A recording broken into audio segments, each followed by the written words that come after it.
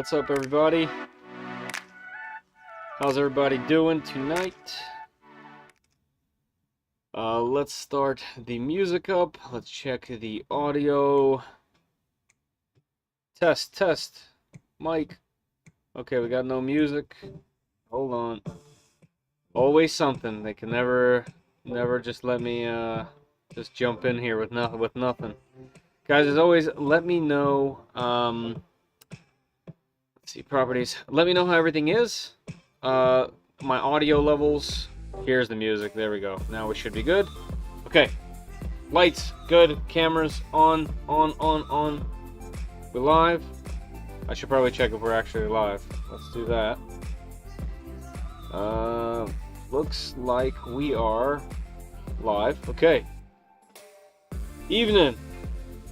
Hey, Serge, Jeff, how are you? Brian, Ballistic Tech, how you doing, man?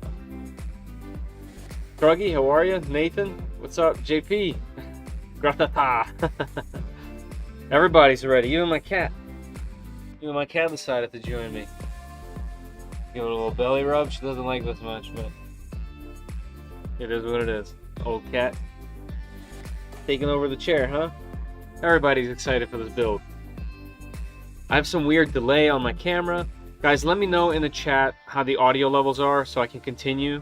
I always like to make sure that you guys can hear me, see me, that the music's playing, it's not too loud, just so that we can, you know, get things rolling. After that, I do have some, like I said, some weird delay that I don't normally, but that's okay. Looking forward to when you first see how tiny the extrusions are. Yeah, I've never seen those extrusions. 2020 is the smallest I've ever seen. Audio sounds clear. Thank you. Appreciate that. Guys, as always, good ended up with Ender 5 Plus last weekend. Oh, interesting. Mercury 1, cool. Yeah, I have an Ender 5 S1.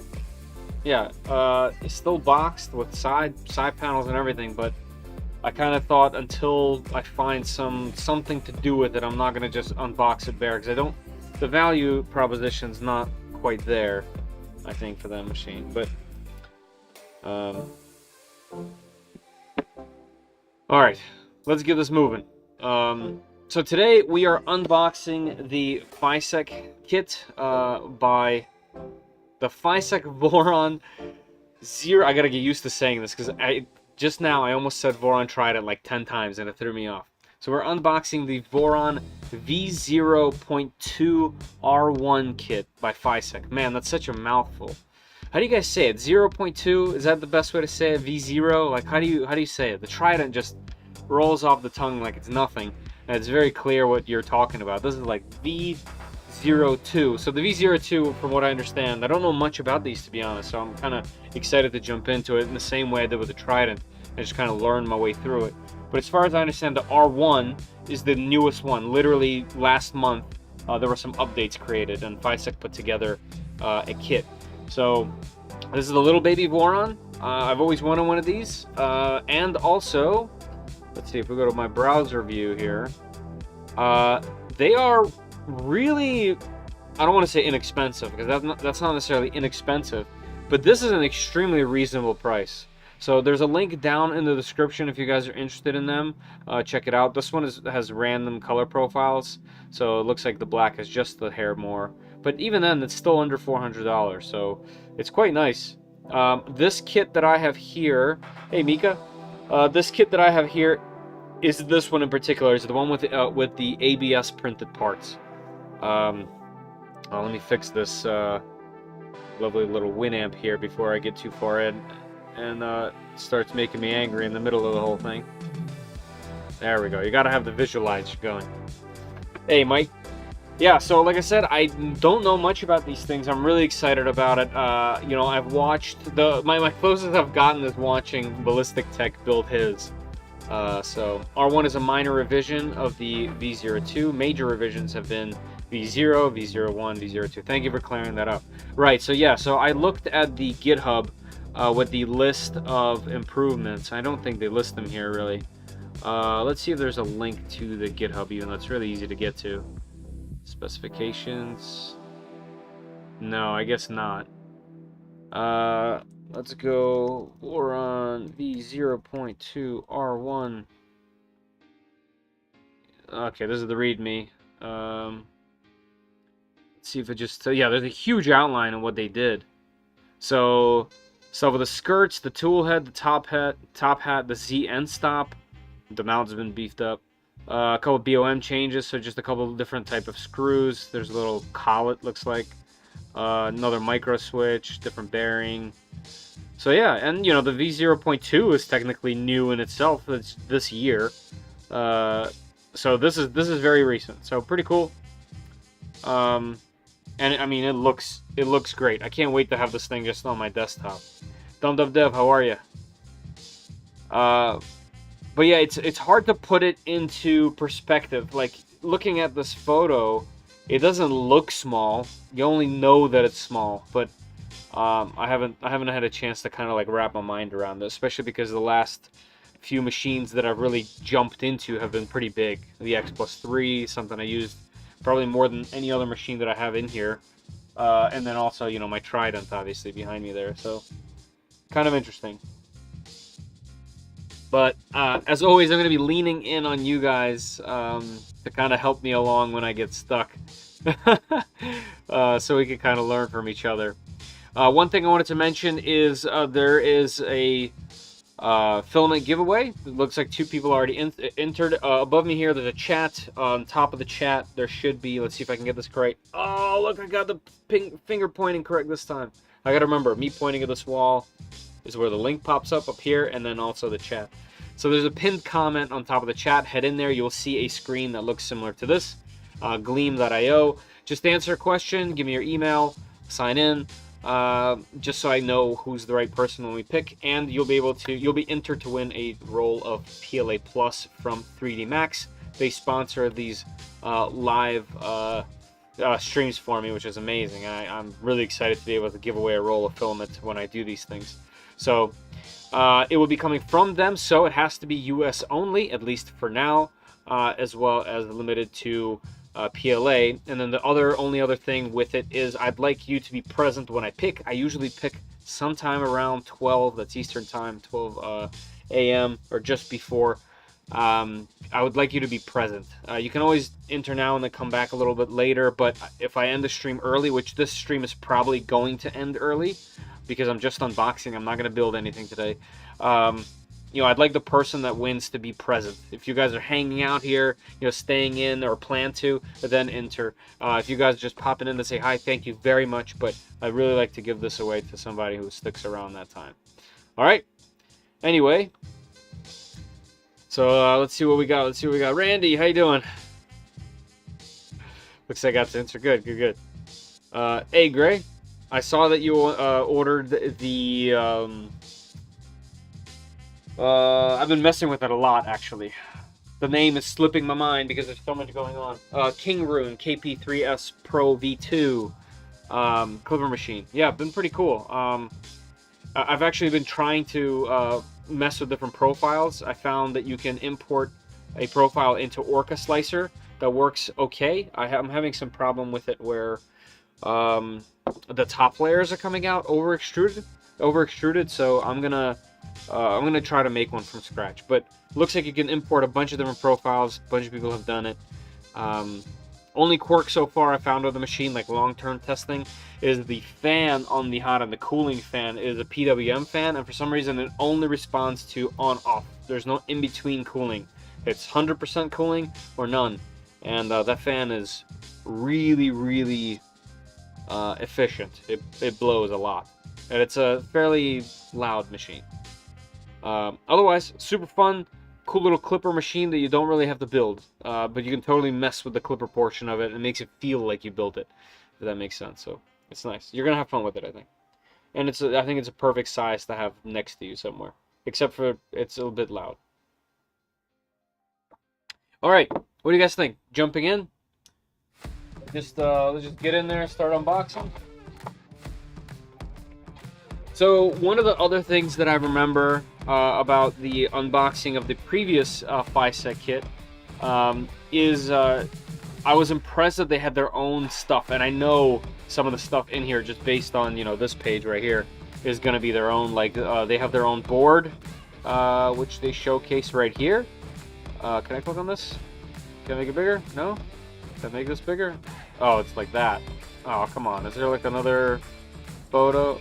Alright, let's do this. Open image in new tab. Where's... Come on, Google. No, I want to view this in new tab, Google. Sunny Delight. No, I don't want any of this stuff. See, this is why I like using Safari.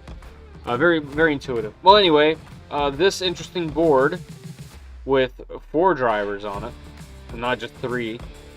I guess because there's no toolhead board. I don't know. I literally don't know. But it looks like everything is integrated here, so you don't have to worry about anything. Voron V0 Catalyst. So, should be cool. Why Orca Slicer? I've been really enjoying Orca Slicer.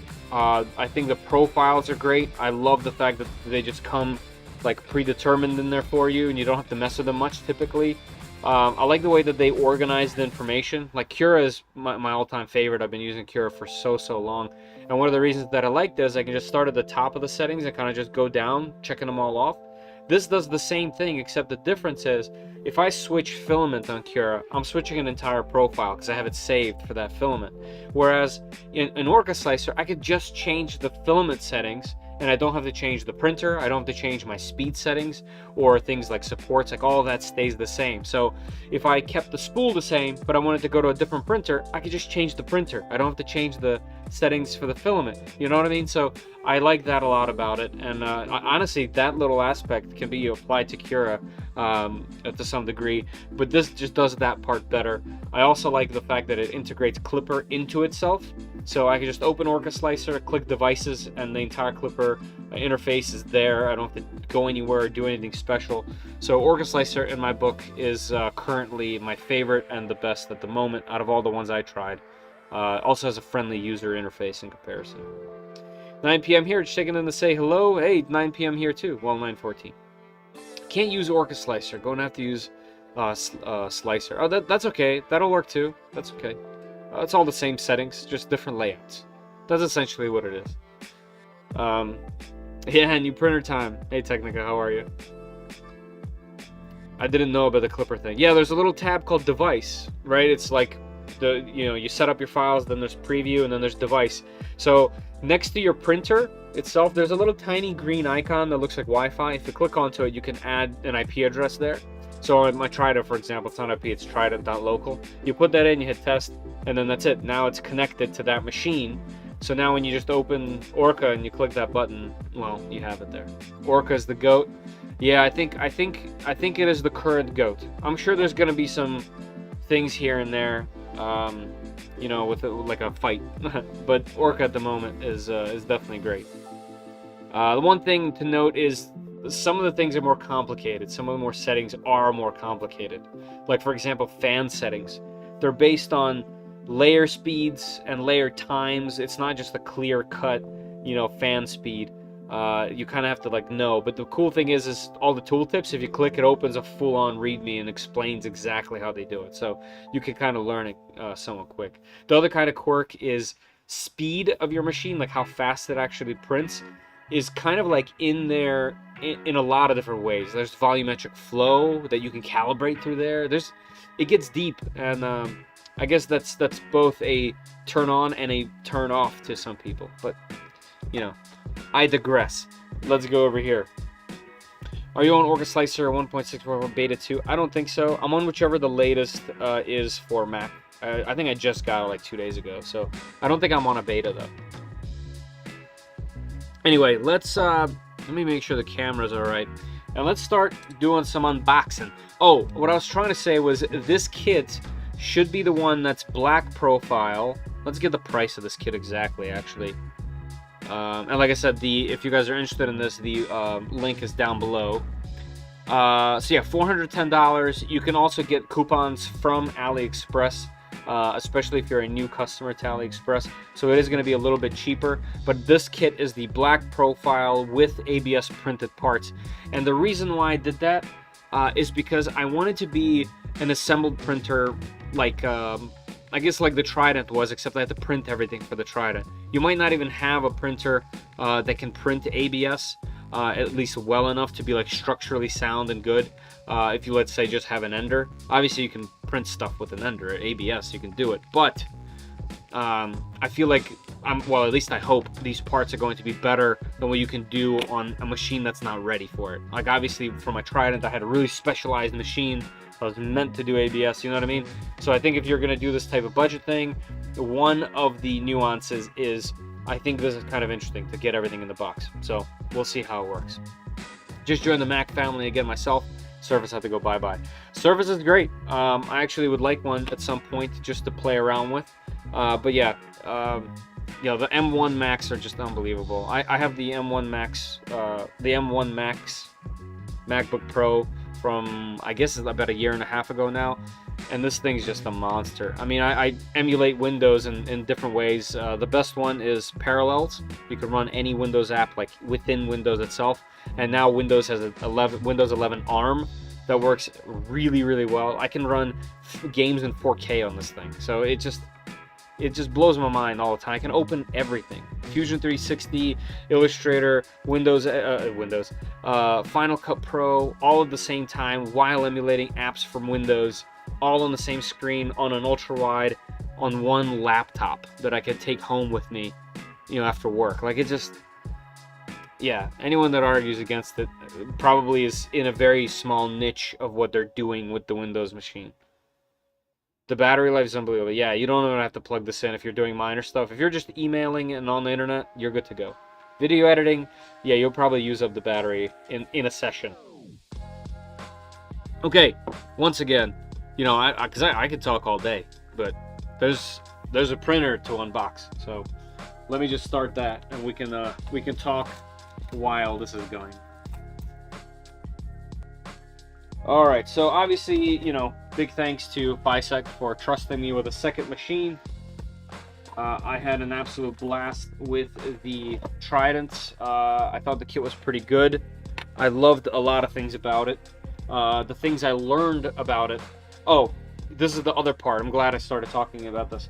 So the Trident kit that I built and had, this one, is kind of like it's as if I was building a V0. And not a V01 or 2 or an R1, just the V0. Like, that's what that thing was. Since that machine came out, since that kit came out, it feels a little bare bones. Like, you could add so much, like a CAN bus board or USB powered board, things along those lines that'll make it so much more modern and more interesting in that sense. This is not that. I want to make sure you guys know that. Like, this is the latest and greatest. So that's another reason why I wanted this one with ABS parts, is because this thing right out of the box should already be, you know, the newest Voron V0, if that makes sense. So unlike that one's kind of like the bare bones Trident, and you could do whatever. This one is, everything is in here. So, and technically you can get it under 400 bucks. So obviously there's some compelling stuff. Was you only using the Clipper on the printer when you enter in the IP on the web browser? So I don't need Orca print when you use that printer. So Clipper is separate. Like, the IP address that you enter into the browser, that's the printer interface itself. You don't need Orca to enter that. You can just type in the IP address into the browser and get to the printer and do everything there. But that's not the slicer. That's just the printer's firmware that you have access to. The cool thing about this Orca slicer is that it incorporates the browser interface into it. You know what I mean? So you don't have to go to two separate places. But you could definitely have your slicer, and then you can have, you know, your Clipper interface. And in fact, if Cura, and I think Slicer does it too. Slice 3D, whatever the actual full name is. I think it also incorporates Moonraker connection, so you can connect the two. But you can just export the file, put it on your desktop, drag it from your desktop into Clipper, and you're good to go. Or even just use the USB or you know, SD card. Lots of ways for you to interact with the machine. The batteries would caught me again. Love the service of performance and stuff, but the battery's hard compared to the ARM. Yeah, they got the battery game on lock for sure. How long did the shipping take? That's a good question. I think it was a little over a week, something along those lines. It didn't take that long. It came actually faster than I was able to get to it. So yeah, it took about a week or so, maybe a little bit longer. To be like a week and a half it took for shipping, and also the box isn't like destroyed. I have 2 other machines that came from similar areas, and they look like they've been just beaten. So that's nice because it's like a small, small box. It's easy to carry. Prusa can connect to IP address to Clipper. Yes, but a lot of them can. I just don't know his specific slicer because I just don't have experience with it. Is this a build? No, it's a chat. Org slicer can also display org IP as well. Nice. Yeah. Yes. Yes. So I could send, when you order the machine from the store, how long did it come G-code? Yes, you could send G-code to the machine from the Clipper IP address fluid/mainsail interface. Okay, I'm gonna get started here. Keep the questions coming. I'll try to get to them as I go, but let's get into this box.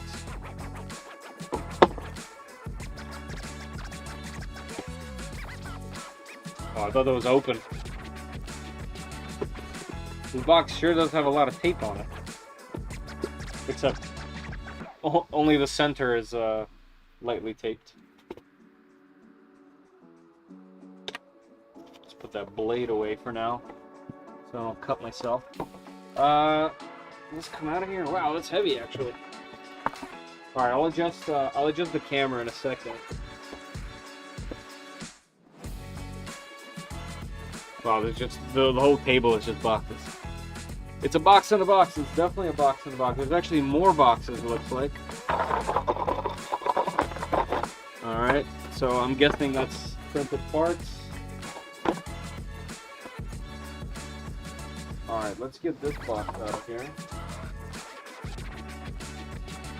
I have so many boxes in my room right now. It's crazy because I did a bunch of unboxings to try to get through some printers, so there's a ton. Is that a printer you're working on? All the hardware, but the 3D printed parts? This is a kit. This kit here is going to be this printer when it's all said and done.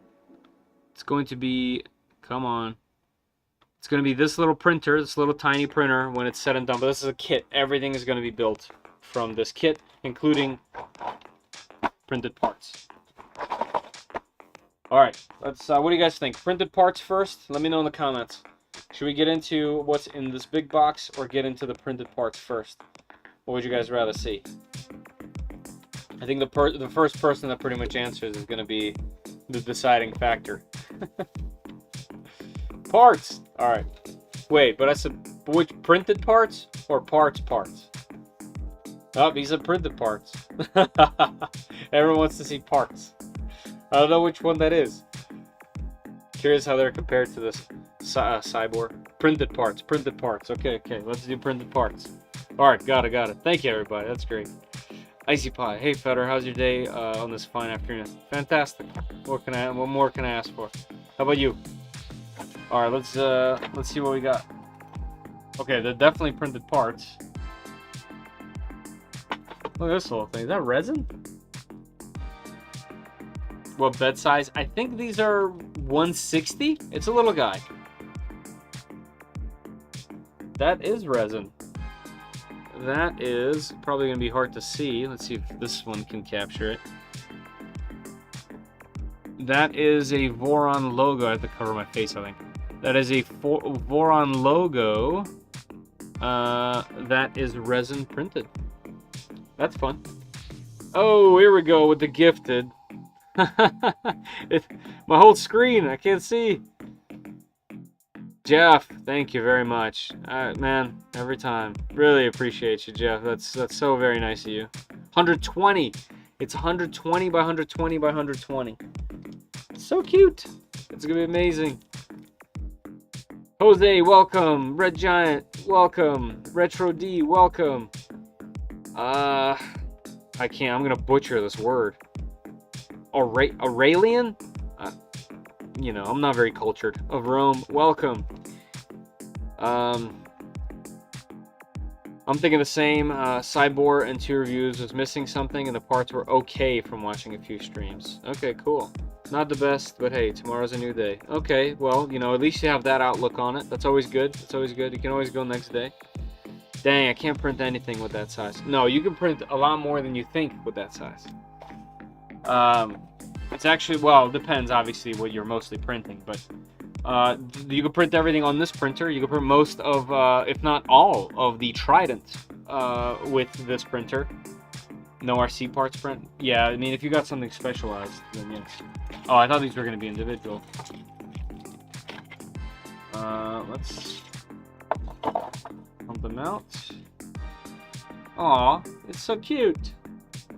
All right, so looks like they were printed on a flat surface. You can kind of see, almost like the K1 or a Bamboo Lab machine.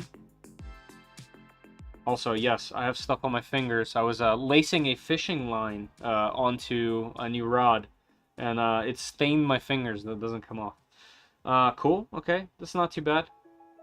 You know, it has some little haze on it, but that's okay. Otherwise, let's see if we can catch some layer lines, because I don't think you can. It's looking good. All right,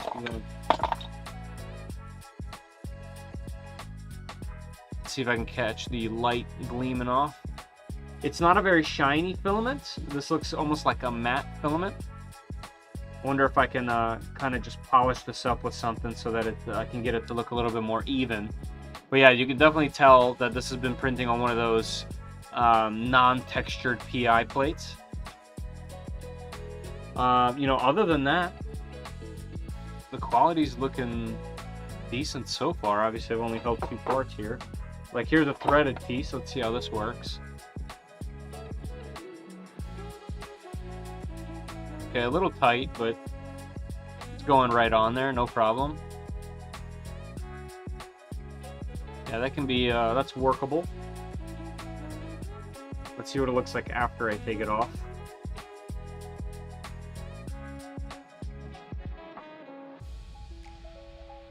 Yeah, pretty good. Here's the bottom. Here's the top. Let's see, the sides look great. I think this is probably printed on a bamboo machine or similar.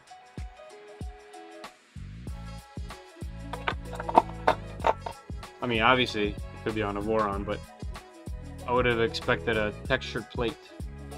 Textured build surface. The top layers look really nice. That's really clean. Let me catch up with the chat. I haven't see it all passing by. Every Voron part fits the V0. Yeah, right. Right. That's what I was thinking. I was just trying to be careful because I wasn't 100% sure. So yeah, Grey Wolf, like, for example, you could print literally every Voron.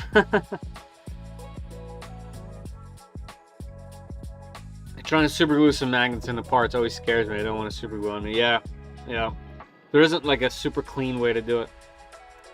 Heat gun might help to finish. Yeah, I'll try. I'll try. I mean, it could also be just like a glue or an adhesive that's still on there from, you know, being sprayed onto a surface, for example. So when it comes time to build, I can try to get that off with a wet rag or something like that. So yeah, let's keep going. I mean, the parts are looking good. Everything is clean. I don't see any, like, there's no elephant foot at all. Like, that is the perfect bottom. Like, can you guys see? Oh, let me try to get my fingers out of there as much as I can. Like, look at that bottom layer. It's, I mean, there's no squish at all. It's quite perfect, actually. The details are all there. Definitely a 0.4mm nozzle that they printed with. The top layers look fantastic. This is for the Hada? Yeah.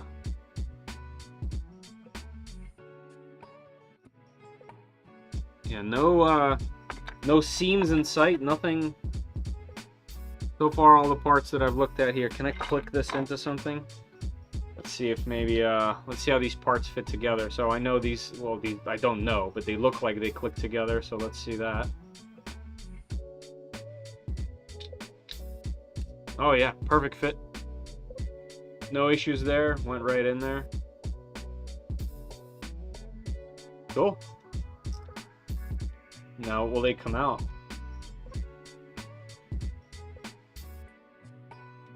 Do a little wiggle. Yep. Perfect. Cool. Wow, these are tiny. What are these little guys for? Is that for the bed?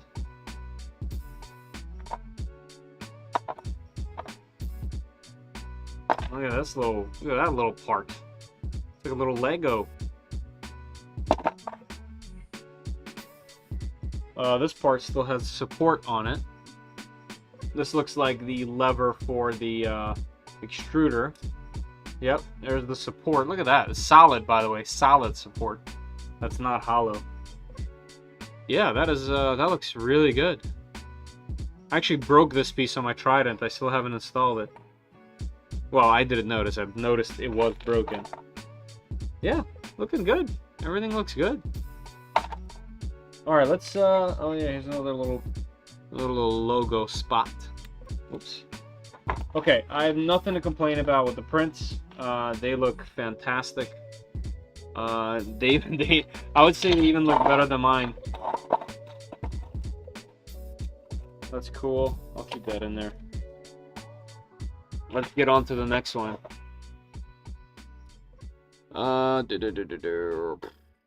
Does your link have a discount? When you get to the page and switch over from profile to profile, the price doesn't go back to $356. I don't think I have any kind of discount for them. $356. Kit only.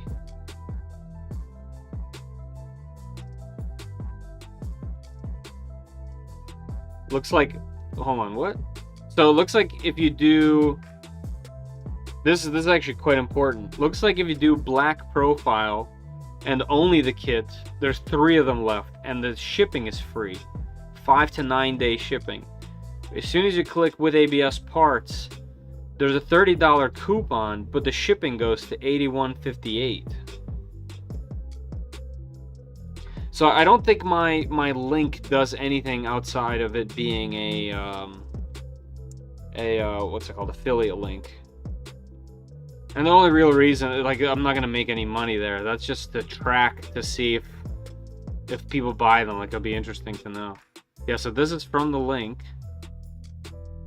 So $356 is a random color profile, which I can only guess what they have in there. That's kind of sketchy to buy. $356 plus 81 shipping. Estimated deliveries of the 20th. It's the 9th now, so 10 days. So that's not a big deal. 11 days. So black. Yeah, so this is currently the best deal. Black profile, only the kit. If you do print your own parts, you get free shipping. That's 5 to 9 days, and the $30 off coupon. That's really good.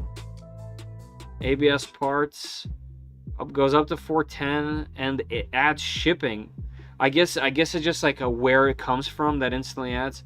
And CNC parts, they stick with that. I mean, CNC parts would be unbelievable if you have the money.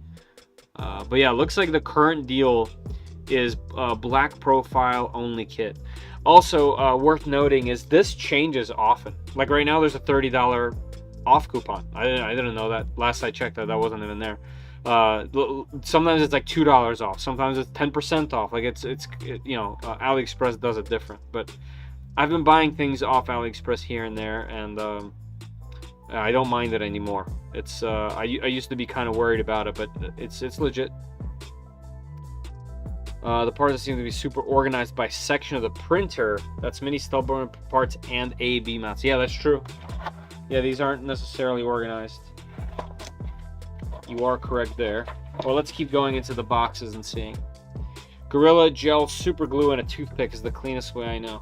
So I've had some bad luck with Gorilla Glue expanding, so I've stopped buying it. Specifically the gel. Maybe something has changed. I've been avoiding it for a long time. Oh, I didn't realize the cat stayed this whole time.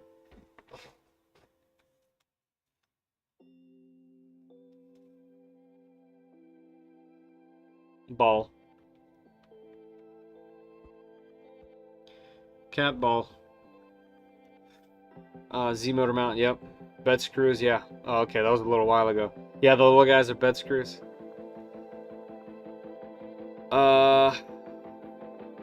What was the Owls, red print. These are the prints. These are the prints for the Voron V0.2 Pro R1. Go back to random now. Doesn't go back to 356. Really? Oh yeah, that's weird. That's just on them. I'm not sure why. Yeah, if you refresh, looks like here, I'll show you. Browser view. So if you go back, if you do your thing, yeah, it goes to 379, and then if you hit refresh, it jumps to 356. I wonder if when you refresh it, like, goes back to my link. That would be interesting to know. They didn't tell me explicitly that there's a discount. Maybe there is. Also, I did notice that, like, right now it says there's 3 left. The quantities of these things change all the time. Like, there was 15 of them the other day. Alright, let's keep going. What's in this box? Oh, we got black. Okay. Looks like there's coupons on there. Yeah, like right now it has a $30 off coupon. So, I mean, if you went with a random color profile, which is, like I said, it's kind of sketchy. I don't know if I personally would. If you don't care, that's not that bad. $356, so that's $326. Oh, that's the downside. The downside is the shipping. So yeah, there's $81 shipping. That's too much. So if you go black profile only kit, this is the deal. Black profile only kit, $30 off. That's 80, 70, 60, 50. So $359. So $360 with free shipping. That's good. And then you can print your own with, you know, a spool or 2 of ABS.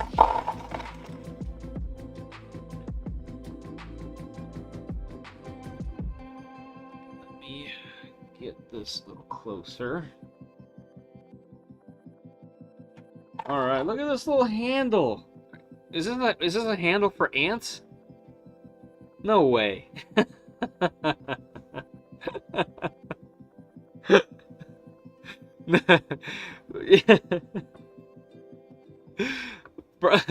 Brian, you have these on yours? What am I gonna do with these? It looks like it's magnet. Is this for the door? Okay, that's okay. If it's for the door, that's okay. So yeah, these all look like panels.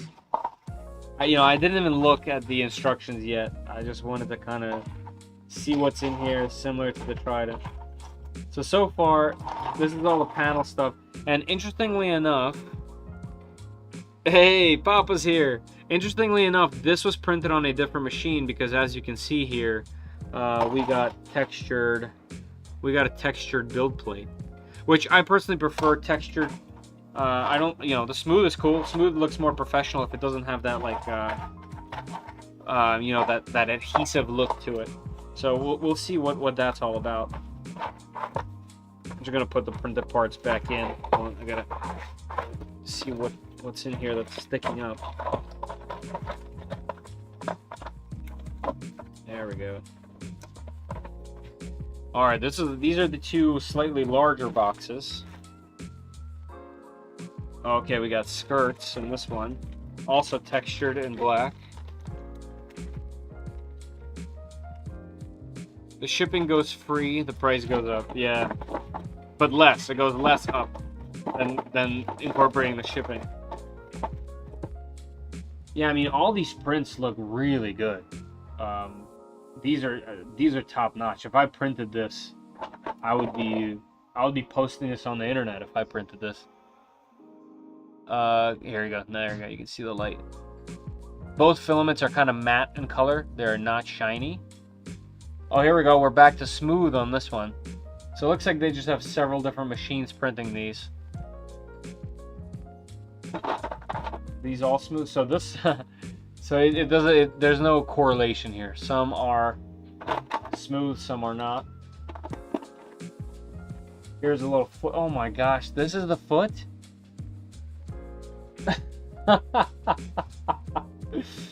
Oh boy, that's gonna be wild. Yeah, I mean, these look good. Like I said, if I printed these, I would be very happy with the result. They look great. What is this? What is this funky part? There's like a pass-through on this foot. A little spout. Cup of tea? Yeah. Very nice. And probably the biggest print so far. Beautiful logo came out on there. Look at that. So you're saying the last printer... Oops. Let's see. Where's my mouse? So you're saying the last printer has over-extrusion issue? Have you resolved it? It's just a profile issue. I haven't had time to mess with it too much. So it's not this isn't the issue with the printer. I've already printed a bunch of things with it. They're fine. If you want to see... Here, I'll give you a little teaser. I printed this on it. It's carbon fiber PLA. Yeah, it's the full build plate of that little machine. So, you know, it's just a slicer profile, and I haven't had time to tune it. And tuning it is half the fun anyway with Clipper. Skirts of feet, yeah, okay, better organized than I originally thought. Alright, good. R1 filament sensor. That foot has a filament runout sensor. What, top corner? Can't see it. What is it? Oh, sorry. It's like a foot with a little spout coming out of it, but it looks like it's a filament runout sensor that's incorporated into the foot of the printer, which is a very interesting design. And this is for the screen. I mean, what a great print, guys! Look at this. It looks like a production piece. I mean, I guess it is, right? I bought it. Look at that. That's a good print. This is like this is a 10 out of 10 print right here. I don't even know what you would do to make a better 3D print. Jeez. It's perfect. Look at the circles; they're flawless. It's kind of cool. All right, let's keep it moving.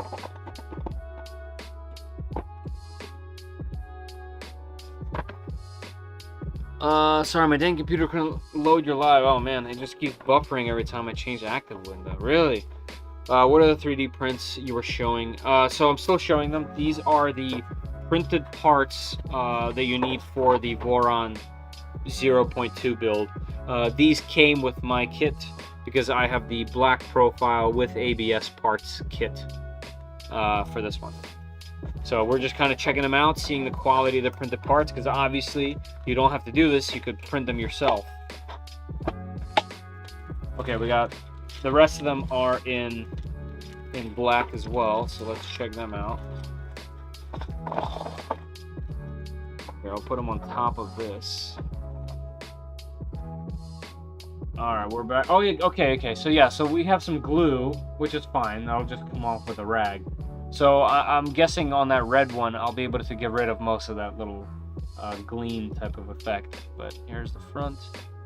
Looks like there's some little smudges here and there from them being in a bag together, but that's not a big deal. This one is, yeah, so several machines doing this, it looks like. Here's a third machine. So this is a different texture. This isn't the smooth PI. This is not PI at all. This is what's that stuff called? This is a different machine. Interesting. I mean, it's interesting to me. This might not be interesting to most of you guys at all. Why are there so many of these? What are these for? Like, why are there... I thought this was like the front of the bed.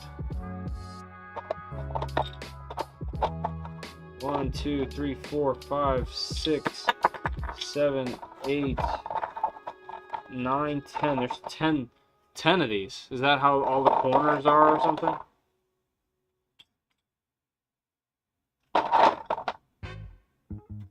Kind of wild to have 10 of them. Is that PEO? No, it's something else. Building another Voron? Yes. V0.2 Pro R1 on this one. Don, how much extra money for the ABS prints? It's hard to say. If you look, oh, let me change the song so we don't have to listen to a guy talking. Threw me off a little bit. All right, so if you look on here, Don, it's a bit weird because it adds shipping. I'm guessing it depends on where you are. The region changes, and depending on the region, you get hit with the shipping charge. So right now, 81 plus this, it's around $500. Well, a little less, but then you have a $30 coupon. So that's how much. And then if you click only, not only does this go down, but you lose the shipping cost. So if shipping wasn't the thing, the difference is only $20. I mean, it would obviously be worth it to get it printed, but the fact that it has shipping involved, I think the best current deal is black profile, you know, and no printed parts, because that's quite compelling in terms of price. Interesting, they got some duplicate pieces in there. It looks like there's a front bed for the default bed and their custom bed. Oh, there's 10 of them. Yeah, there's 10. I think they sent extra parts. That's kind of funny. Whoops. Yeah, so am I only supposed to have one of these?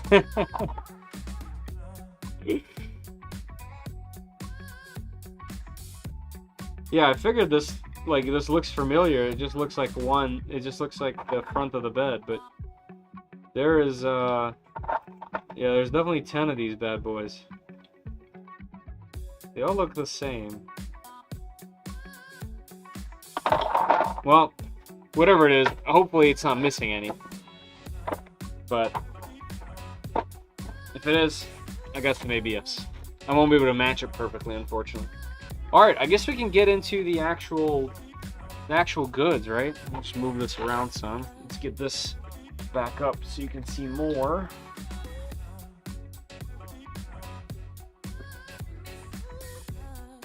Alright. Let's see. Alright, we have a safety guide.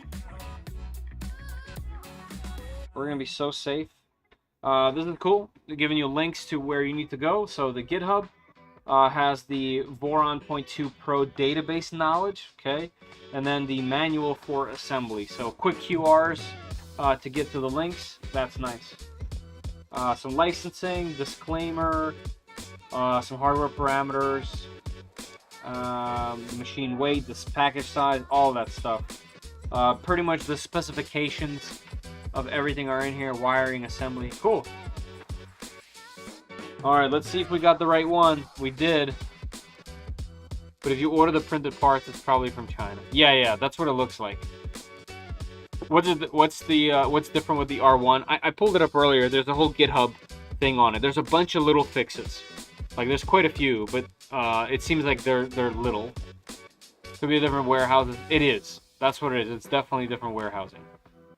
And depending on where you are in the United States, I bet those shipping charges change.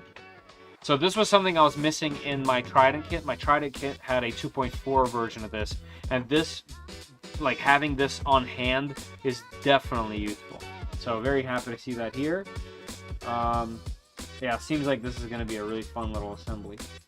Yeah, I like the mix of actual pictures and diagram. That's nice. Cool. CM68 board on it, huh? Oh, that's what's under that heatsink. So this is their own version. The CM68 is their own version of the CB1 or the CM4 from Raspberry Pi or Big Tree Tech. So cool. Howdy, y'all. Hey, Da Vinci. Look at this. That's cool. Look at that sticker right there. Very impressive Fysetc documentation. That printed wiring guide. Yeah. It's nice to have. It's totally nice to have. This is a lot. This is a lot of stickers. It's an extreme amount. I expected nothing. So that's nice. Look at that. You can put them on your motors. Put them on your front. Ooh, that's a cool one. Check that one out right there. It's like, you can't see it there, but it's like hash marks. I don't know if that's a printer issue or what, but it looks cool. Sweet. I might throw one of these on my Trident. At least one of these little guys somewhere in a corner. Yeah, this could be nice on like a door. Cool. No umbilical? No, this is not umbilical. This is, it has, what's this called? The PCB breakout board. You can see right here. So it has the, looks like it has the giant plug. 1, 2, 3, 4, 5, 6, 7, 8. Yeah, the 8-wire plug. That's so much better than having all of them separate. Especially because there's a PCB. Alright, so this part is the part that I really enjoyed from the other machine. So I'm going to take my time here. But obviously we got panels. Let's see if there's anything underneath. Nope. That's very heavy. And this is tiny. This is tiny. So that's how big the side of the printer is. And then the hat? Jeez. Yeah, that's gonna be crazy. Okay, so it has a breakout straight on the board. Interesting. Yes, sorry. Yeah, I'm just gonna look at the board itself instead of this diagram. But yeah, it looks like everything should be plug and play. Little baby power supply. Aw, look at this. I feel like I'm gonna be saying that a lot. So this is a Meanwell power supply. The Meanwell logo. Let's see what model it is. LRS 150. Cool. Has a smell to it. Ah, Chinese manufacturing smell. Nothing bad. Cool. Pretty basic stuff. It's already set to 115 volts, so that's nice. Yeah, I really like that this kit and the other kit comes with like branded stuff. Okay, so you got the brown acrylic coating. That's gonna be an hour. You're like, yeah. Do you remember the previous one? It was well more than an hour. Meanwhile, LRS 150 is the Voron spec. That's nice. All right, cool. This one is heavy. This box is heavy. Okay, this looks like there's gonna be a ton of stuff in here. What is this? This is I'm guessing a bed mount? This is a CNC metal part. Ooh. This looks gorgeous. Look at that. It has their logo on there. Wait, so why do I have the printed parts in there?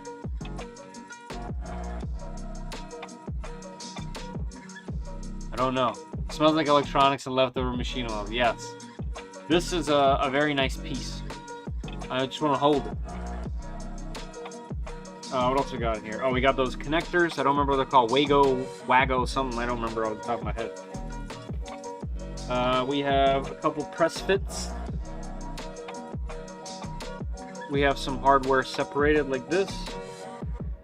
We have some kind of little...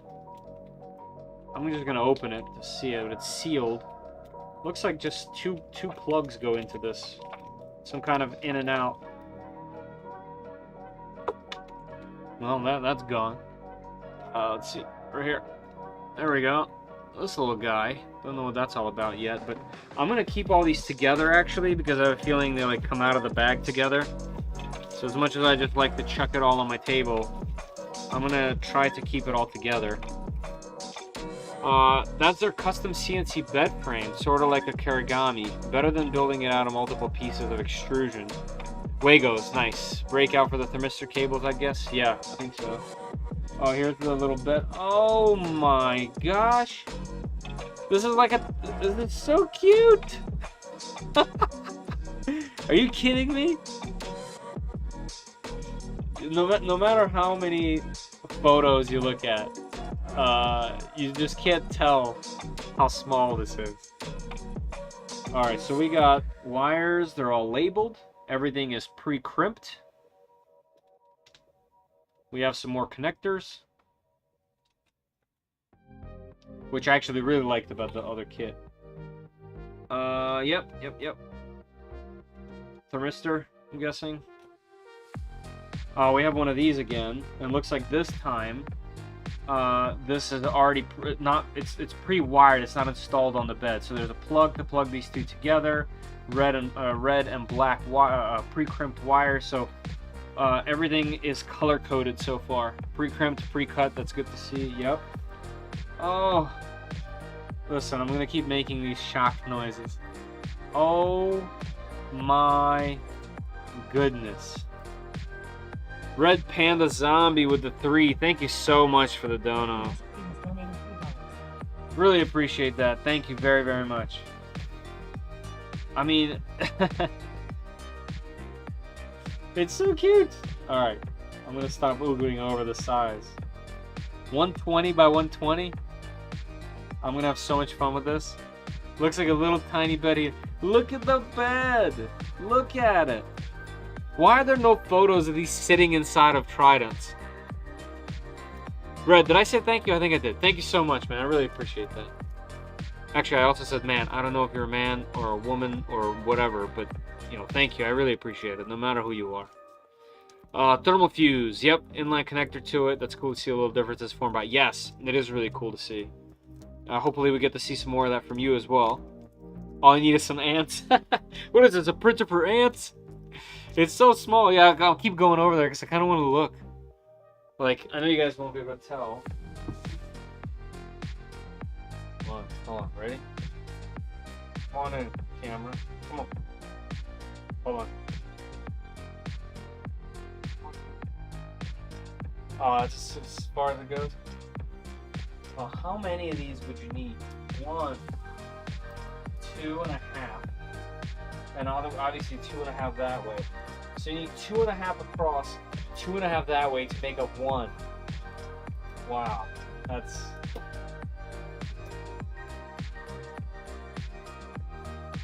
a little benchy. I'm so excited.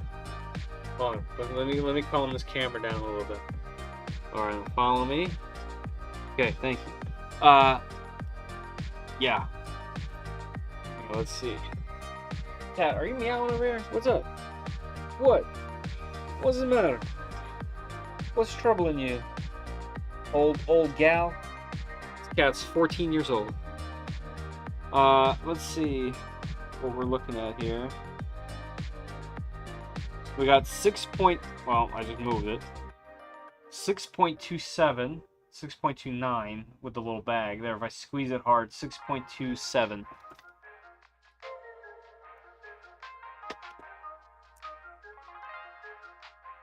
What? Why are you meowing? What's up?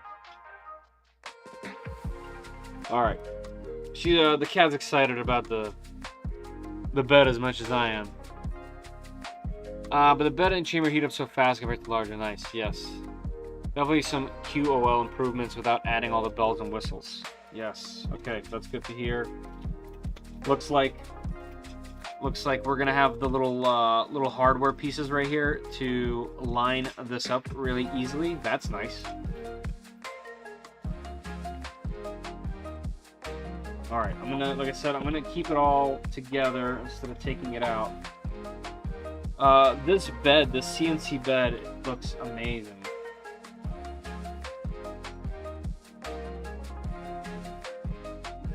Your cat is so cute, thanks.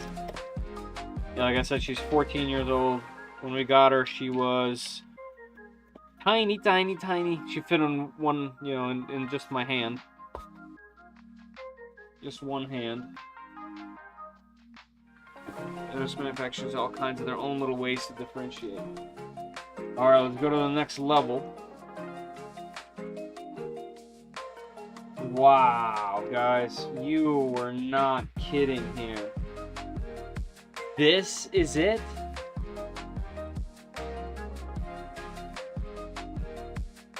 Oh my. Also, these are not V-slot. These are like T-slot. Like, these aren't the same as the larger ones at all. I have a whole box of V-slot extrusions over there. Wow, this is going to be a really fun build. Oh, I really like the bed alignment. Time to kit dash. Looks like a maker beam. Is this different than what they typically come with? You guys see that? Oh, let me see if I can pose it. Yeah, I mean, Jeff, this is... I'm like taken back a little bit. Also, worth noting, just like the previous extrusions on the Trident, these are cut, drilled, and then coated. So they look just so high quality. Like I said, I've built my own machines before. I've built dozens of kits, maybe more than dozens. And I can tell you right now, these two machines so far have had the best quality extrusions that I have personally dealt with. Which is cool. I've bought them in bulk before, and they've always come cut like savages. 1515 looks similar to Maker Beam. Yeah, nice matte finish. Trying to get these motors out of here, but they're being kind of pesky. There we go, wiggle, wiggle. Oh, look at that! It's small and big at the same time. Look at this bad boy. It's like the smaller overall size, but double the height. Fysetc branded themselves. Let's see, did it say anything specific? It just says 35 HSH 7402. 24B 60 amp.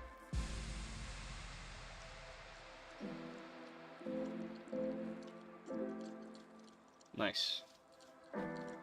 Yeah, I have no idea. I've never seen this style before. The wires for the AB motors are nice and short. They're way too long on the Voron kit. Okay, we have their own little motor as well for the extruder.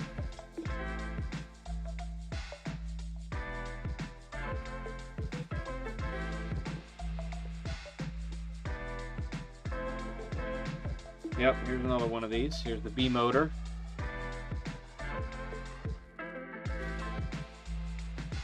Cool. Alright, we got, obviously, the wire here. Let's see, we have a Cat 5 cable. We have a lot of zip ties, which is nice because the previous, the Trident kit had not enough. I had to go buy some. This is a ton, look at that. So, cable management.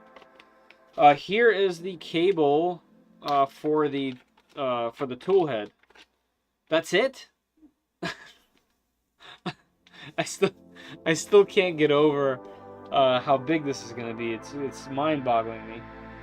This is a nice cable. It reminds me of something you would get with an expensive video card or something. Pre-terminated. So this is gonna be the movement for the tool head. Cool. You can never have enough zip ties. You can say that again. Yeah, I bought so many. I literally bought thousands of the larger and then hundreds of the smaller. The same type of tools as the the other kit, the Trident, the long, slightly. I actually kept them. I removed all of my tools and kept those. Allen keys. Nice little snips for you. We have a 16 gig SD card. Packaging's pretty nice compared to the Voron kit. Everything came undamaged, but it was more of a BOM in the kit. See, that's what I expected with this. So we got blue tubing and not white. You see the inner diameter. It does not look like it's the super tight inner diameter version, which is good. Or is it? I think this is yeah, it's a direct drive machine, not voted. So it has these really nice PTFE couplers. Like, these are substantially better than the metallic ones that I'm finding. Like, substantially better. So that's nice. And like I said, 16 gig SD. Interested to see how the firmware is on this, considering the Trident was kind of messy out of the box. I actually made a tutorial during one of these live streams, but I have to post that video at some point. For some reason, it got really choppy in the beginning, so I gotta like edit it a bit. I have to make a tutorial on how to do it on that machine. Alright, so we have another Cat 5 cable. Wasn't this a Cat 5 cable? Yeah, that's a networking cable. So we have a black networking cable here. But also other cables. So let's see what we got. What is this? Network card. Oh, so this is Wi-Fi. Yep, 802.11n. So we have a USB Wi-Fi card. So it looks like the board doesn't have onboard Wi-Fi. Okay, right. This is the plug for the network cable. Oh, okay. So those aren't Cat 5 cables. It was just this guy to extend it. There's an extension for the USB. That's cool. And just the USB to USB cable. Okay. So this is our I/O / networking / communications bag.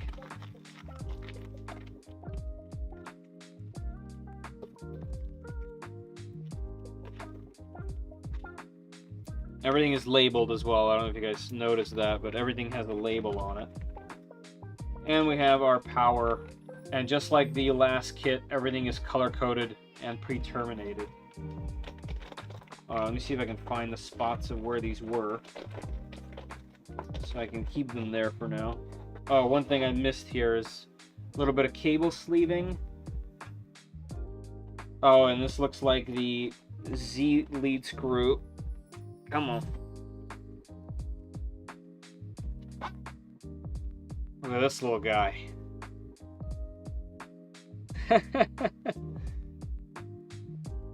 Adorable. Adorable. So no coupler, huh?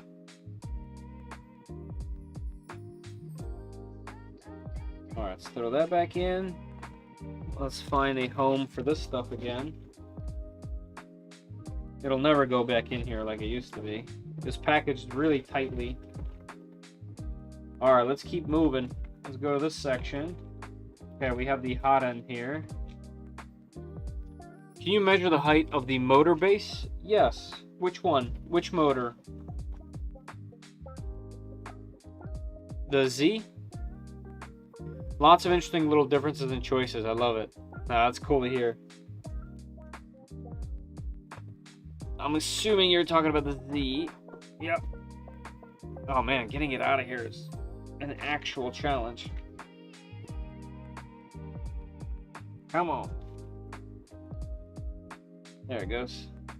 Alright, so the motor base.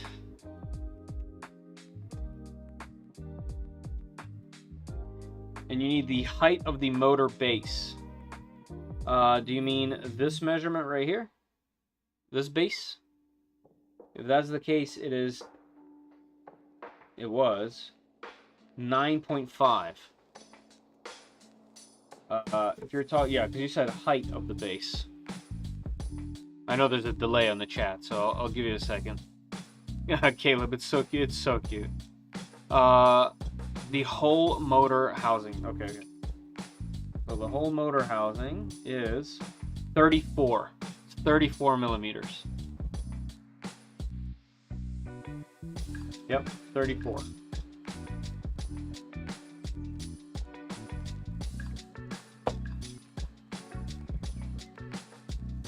You're just trying to figure out if they used a different size motor.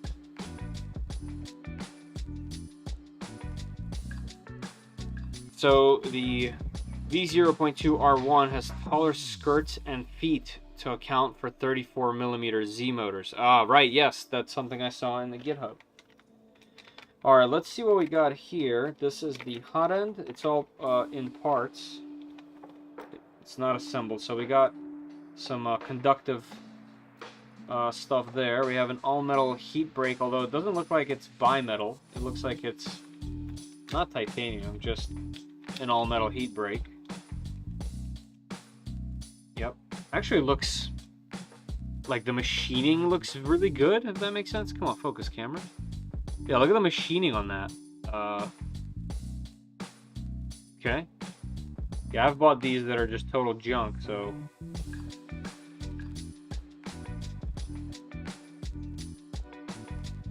What is in there? I kind of want to see.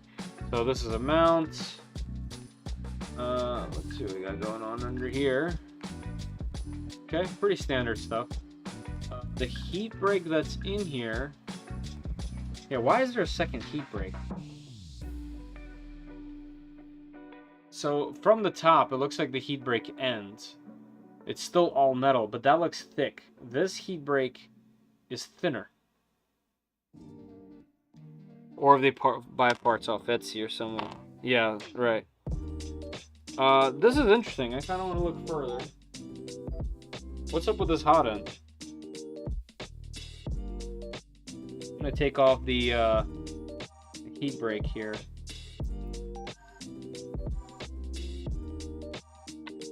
Let's see what the difference is. Yeah, I mean, there's definitely a difference in heat break. This one is all metal, as you can see right there. It doesn't go all the way down. Come on, there you go, focus. It doesn't go all the way down, but it's thick on the bottom. Whereas this one is thin. I wonder why. There's two and why this is a thing. It also looks like this one goes further downward, like into it. So two different ways to do a heat break. This heatsink is very, very light. Like, it weighs nothing. I think I'm gonna go with the lighter heat break, this one, but I'll throw it in there later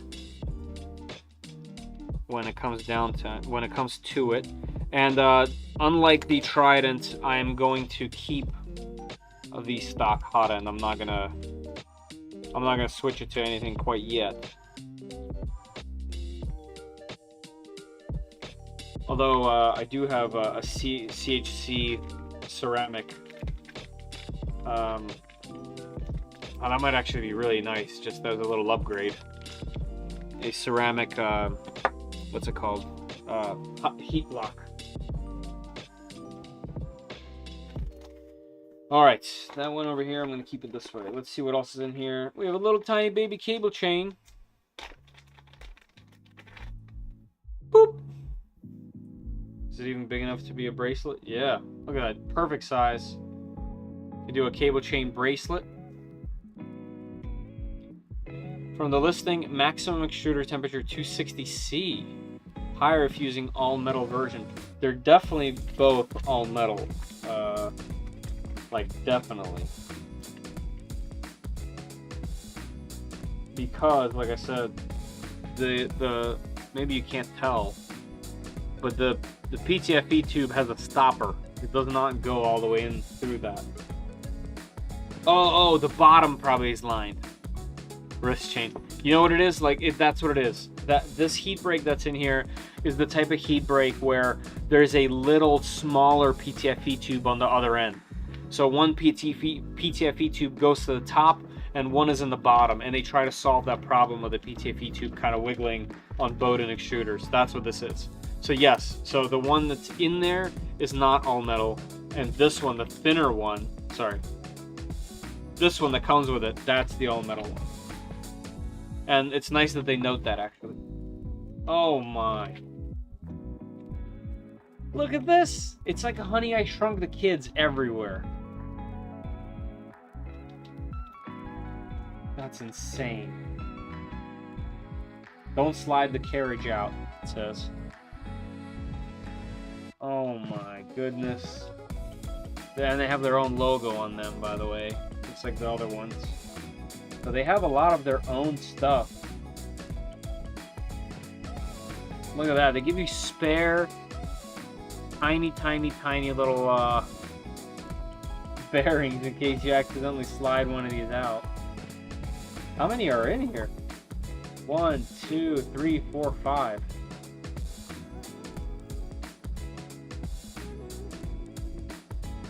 That's a nice touch. Yeah. And it's, what's this other stuff? Oh, so this is, it looks like some kind of, it's the same shape. These plastic pieces are the same shape as the inside of the extrusions. Oh, looks like I missed something over here. Hold on, let me put this back. Okay, so that's what was in there.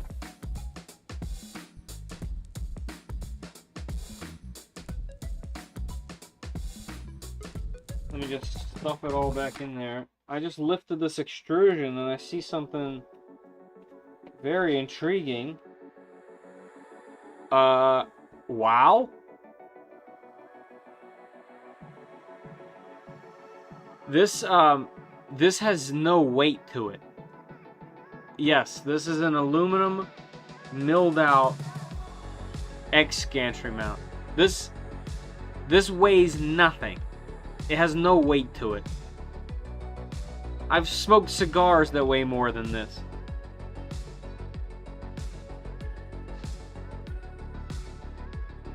Beautiful.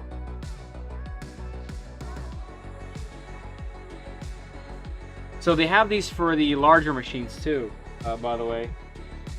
Man, I'm gonna keep that on top. It's so pretty. Should I take all these out just to check? What other little goodies they got? That's, this is stunning right here. What a cool little piece. So CNC bed mount.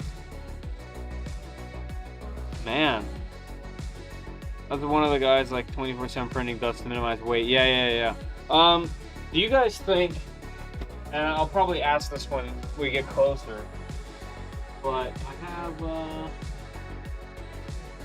where are you? There we go. Oh, this. There we go. So, I have a bunch of CHC stuff. I bought this from Triangle Lab. Here we go. So I have this ceramic heater. You guys think I should throw this on there? To kind of just... Or should I just keep it completely stock? But let me know, because I could technically throw that on there. It'd be pretty easy to do. This kit does have some very interesting... I added the word very, it looks like. This kit does have some interesting value adds compared to the other V0 kits. What about price, by the way? Because I'm honestly not well versed in other brands and kits just because of the history of these so far and my Voron just experience in general. But obviously I looked into Tridents quite a bit because I built one. But these I know nothing about. How is the price compared? For me, looking at the prices right now that are on my screen, I think this $370 black profile, no printed parts kit is, like, I'm buying that. Like, I would buy that. LDO kit is $650. Keep it all stock, upgrade later. All right, Bob. Yeah, I think so. I think that's probably worthwhile. I didn't do that with the Trident. Like, I added my own little bits right from the get-go, and it's not that I regret it. The printer is amazing, but I think it probably would have been better just to keep it as is, and then do stuff, you know, as mod. Like, one of the things I'm trying to do is get through all of these machines and check them out and review them, and I have 2 more major ones to do. As soon as that's done, I have literally boxes of things to do to that Trident that I'd love to do, and just projects that I want to get into. So I'm kind of like working through that. This will help me. This will enable me a little bit too. But building these is so fun. Formbot was $480-ish. No printed parts or special X gantry. Don't forget the bed mount as well. Is this what you get when 2 3D printers have a baby? I think it is.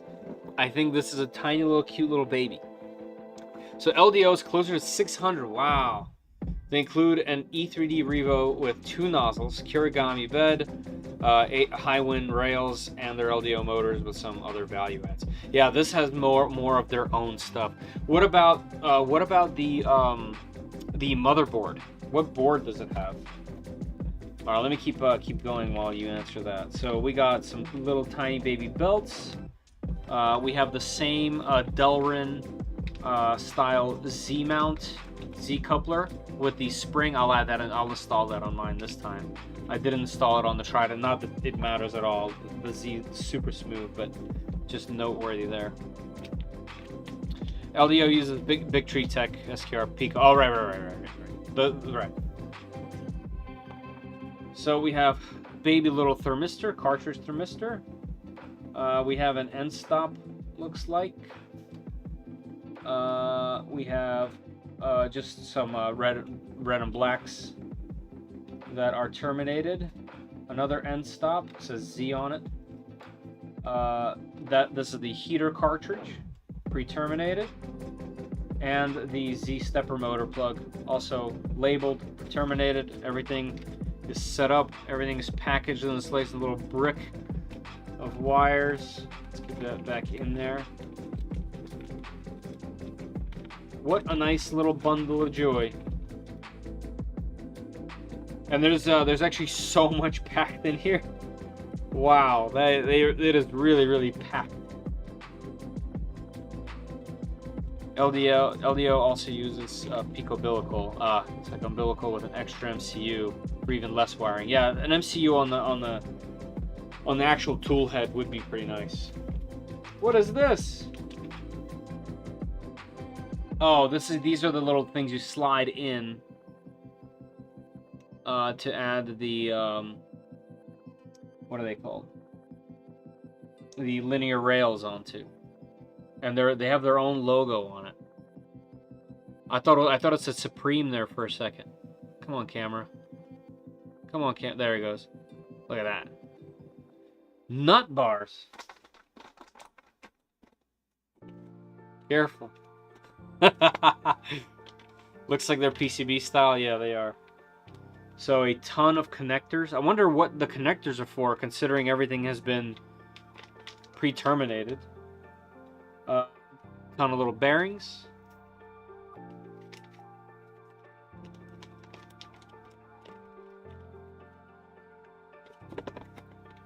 Yeah, they're definitely PCBs. They are silver on one side. Come on, camera. There he goes. And gold on the other. Payday bars. Okay, we got some magnets, some yellow bed springs, and some tiny little baby feet. Here we have the extruder gears. Nothing special about these. They look pretty generic. Now, let's see if we can get a close-up of one of the gears. PCBs, but they look like they're threaded and reinforced. Yes. This looks very much like the same thing as what I have on my Trident in terms of quality. See that shine on the machining? Wait a second. There it goes. See that shine on the machining? That's nice. So far, I don't see anything that I would consider even middle grade quality. This looks superb. Oh, there's another huge heavy bundle. Okay, so here's all of the hardware. So no box this time, and obviously there's no space for anything like that, but here is all of the hardware. On the Cyborg kit, they used to have PCB nut bars, and Modbot stripped some of them during the install. Ooh.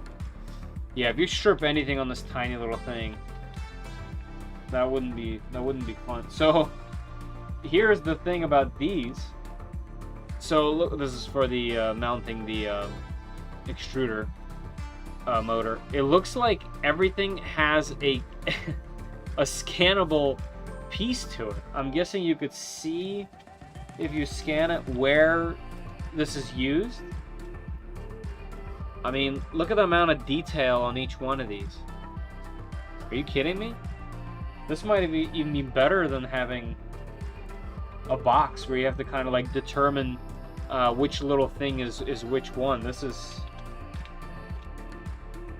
wow. There's quite a bit in here. I don't need to take them all out quite yet, but there is a lot. I mean, can you guys tell? And every single bag has a scannable version of what everything is. Very nice. That's pretty cray, yeah. Oxide or stainless steel? Oxide, black oxide. Oh, look at this. Oh, never mind. It says 32 piece. I thought it said like what it's for. I thought I read that something else.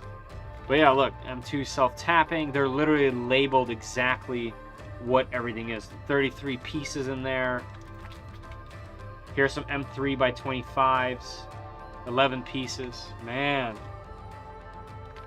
That's... Wow. You know, I feel like I said wow a bunch during the unboxing of the other machine, but this is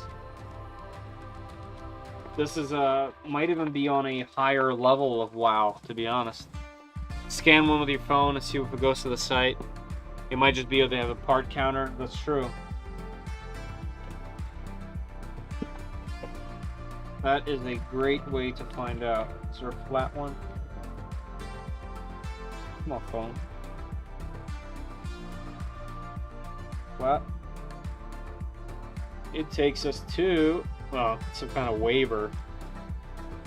No, so it takes us to, it just reads out what that part is. MSP 00004 R0701. So it takes you, this is probably a sorting thing for them. You're right about that. Here, let me try one more time just to determine. Definitely. Yeah. So it just goes straight to the part. So this one is MSP 00004 RH080. So this is internally for them.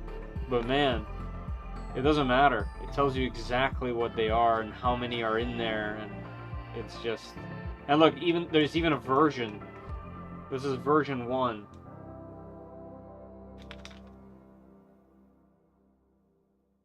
Yeah, that's stellar.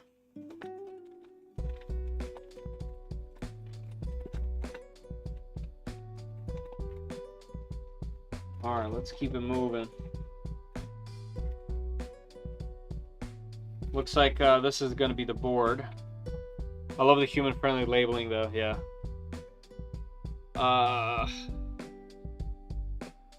Modbot made a custom V0 hardware organizer. I kind of prefer it over having a ton of different bags. Yeah. That's true. I'll have to check that out. Yeah, I wonder if they use that for QC, kind of like Prusa, guarantee it's not missing any hardware. Yeah, it looks like that's what it is. All right.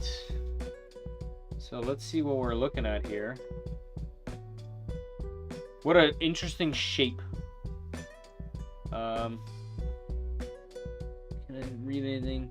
So yeah, so everything is very clearly labeled. We have a built-in can right there. Yep, NeoPixel RGB plug. Power connector, fan power. Okay, so they're on this board. These fan power plugs are not individual.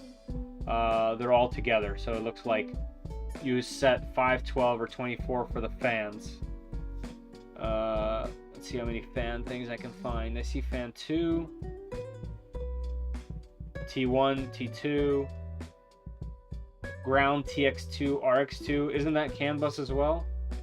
This one says debug on it. I'm sure you could use it for whatever. Looks like zip tie mount slots. Yeah, I'm not sure what that is. I'm not sure. Oh wow, everything is labeled on the back as well. Like, it looks big on camera, but this thing is not large. So yeah, label on everything. Obviously, when you mount this thing down, you're not going to be able to see those labels, but still very nice to know they're there. And the steppers are the same 2209's V4. There's their own Fysetc branded stepper drivers there. There's heat sinks.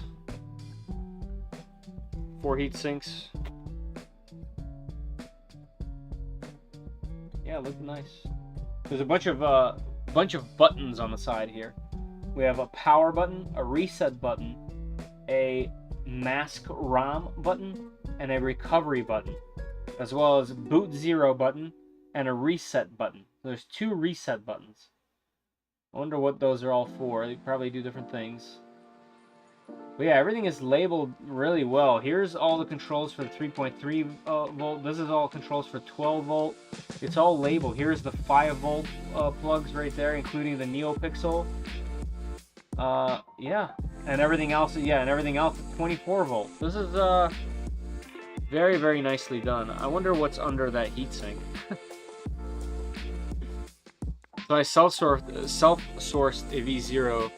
So if I self-sourced a V0, I would consider going with a board with integrated Pi solution like this. Yeah, another one, Ballistic, is the King Rune now sells their board with the whole hot end assembly, and I know you wouldn't necessarily want to use the hot end assembly. However, all the parts there are actually quite good, and their little PCB board has everything that you want on it, and it's already CAN bus, so it's two little boards with nothing else needed. So that might actually be another option. They have their own board as well. Should I take off this heatsink or just let it ride?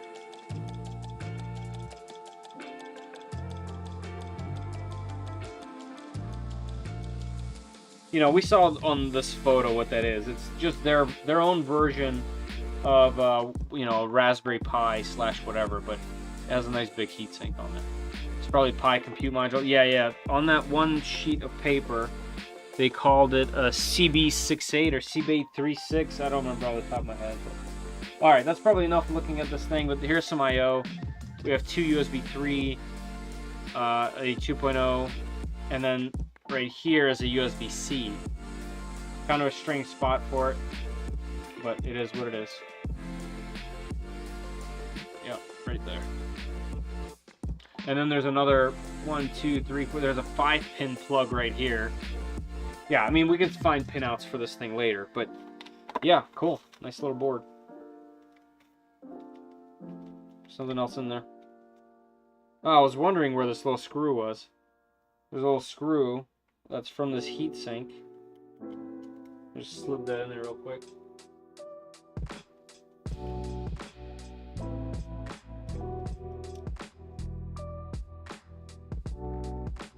Cool. This heatsink was not tightened on there. All 4 of these are loose. I don't know if is that just a security thing for shipping or what, but all 4 of these screws need tensioning. I guess they don't want to put tension on the board for shipping, so that's probably a good thing, to be honest. But yeah, the only thing I could say about that board is weird shape.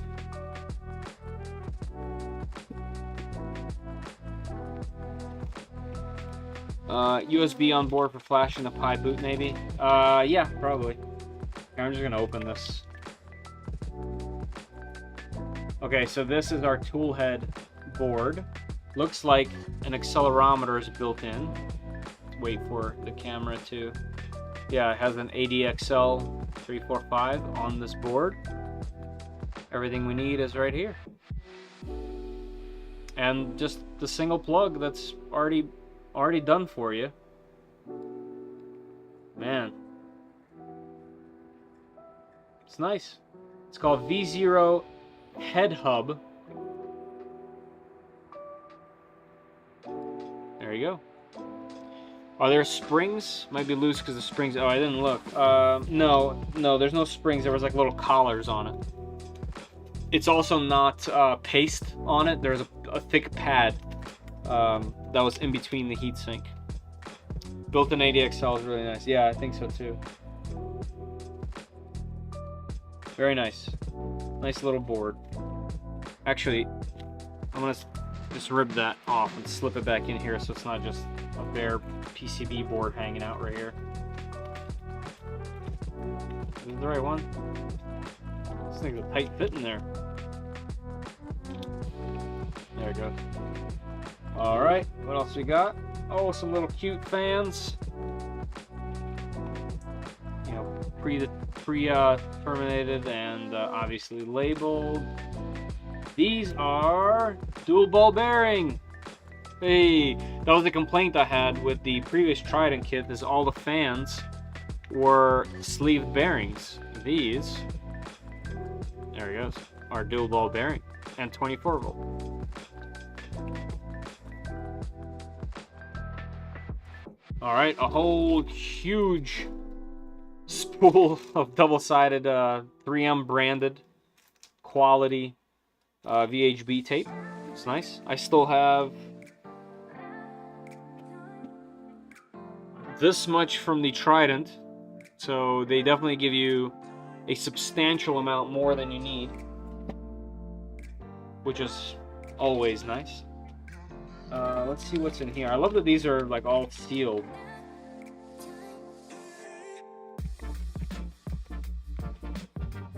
Oh, so this is the screen. Oh my gosh, look at this tiny little baby screen cable. Jeez. Oh, the VHB, yeah, the whole store. That looks wider than it should, does it? This guy? It looks pretty standard. Yeah, it's the same as the previous one. The same as the Trident. Little tiny little screen. Simple V0 display, it says on the back. Come on.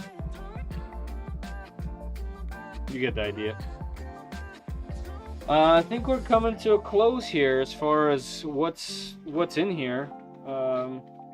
2 more fans, and I think that's it. Well, I don't need to take these out. So these are 30mm fans, and these are hydraulic bearing. Okay, so the cooling fans are dual ball bearing. These are hydraulic, much like their larger kits. Let's see if the camera will focus this close. 24 volt. There he goes. Hydraulic bearing.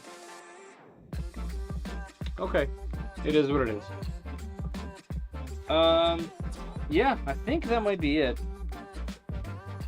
But man, I don't want to make it sound like I'm not satisfied or something. There's definitely some highlights. Definitely some highlights in this kit. Gotta put everything in here. This knob should probably go downward before I stuff the board in there. Let's see. There's not another floor, right? Yeah, that's it. That's the bottom. All right. So this piece right here,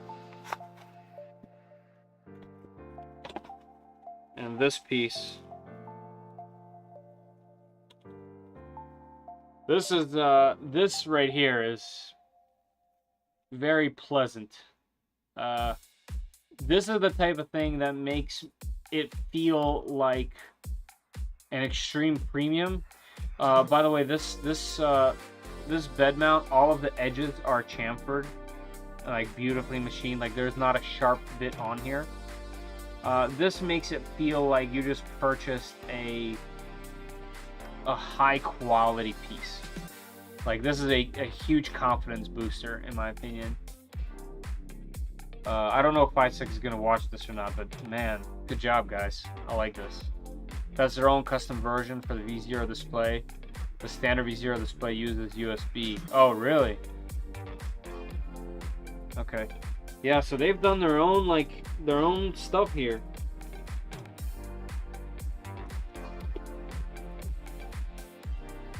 Yeah, so another question as to why don't we hear more about this? It just it reminds me of the Ghost 6 printer. Like that printer is not popular because they don't have a marketing team just constantly pushing. That's what this reminds me of. I feel like they're like taking a chance, or I don't even know what it is, but this is super high quality. I guess my expectations were kind of high from the Trident kit, but there was a lot of surprises here as well. Super cool. You guys have any questions about anything specific here?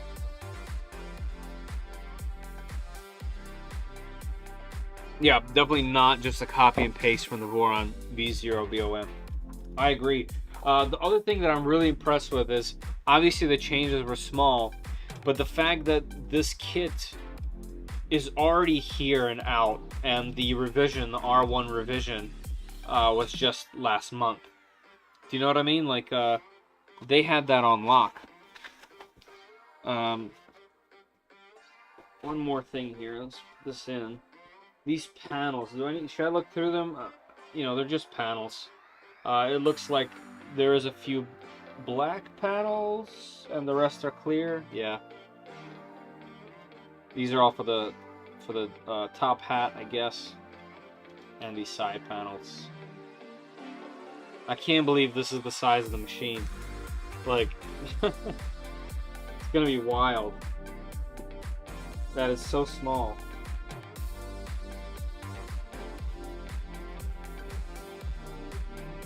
So yeah, this is gonna be nice to have. Oh, here we go. CM68.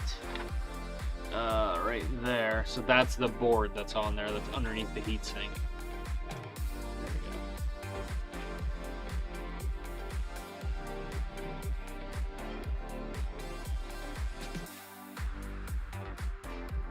go. Yeah. So here's that part, by the way, with the Wagos and the little plug. So it looks like there's some printed piece that they go onto, and here it is showing where it goes, like in an actual photo. So yeah, this is going to come in a lot of handy. Obviously, it's nice to have it on your computer and pull it up and zoom in, but an optical zoom oftentimes works a little better. So this is just sitting next to the machine while you're building it, so that's nice. You know, this is also just a nice little bonus, you know, the icing on that cake, essentially. Cool. I also like that these are high quality, clear stickers and not the cheapo white, you know, paper stickers. Very nice. Is that a bed slinger? No, sir. It's a Corex, so I can't deliver bed. Yes. That's correct. It's like a tiny baby Trident, except the Trident has 3 lead screws. This is going to have 1 on a cantilever, but the bed moves up and down, and everything is printing towards the top. I was just reading about the CM. It's got 2 gigabytes of RAM. Okay, so that's kind of low, but that's not that bad. That'll be just fine for what it needs. Stickers add faster movements. Yeah, and a faster build. Man, okay. I like it. I like it. It's there's nothing I could even complain about. If I remember correctly, no, there was nothing that I had questions about on the previous printer when I unboxed it. I had some questions during the build. One of them was like the bed had a weird wire that I couldn't find, and that took a little while with troubleshooting. And then the rest was kind of just configuration, just because I was still very new to that whole thing. But this, man, this is gonna be fun. I think the trouble with this kit is gonna be that everything is so little. Like, I have to mentally prepare myself. Even though I just saw it all and touched it all, it's still gonna be hard to know how little it actually is until I start building it. But you know, plenty of videos out there showing what you can actually do with such a small machine. Like, even though it's physically small, you can technically print quite a bit of stuff on this thing. And the fact that it's going to be so capable, it should be able to print any material at a pretty fast pace, completely customizable. This is a cool machine. Let me refresh again for fun and take a look at the price here.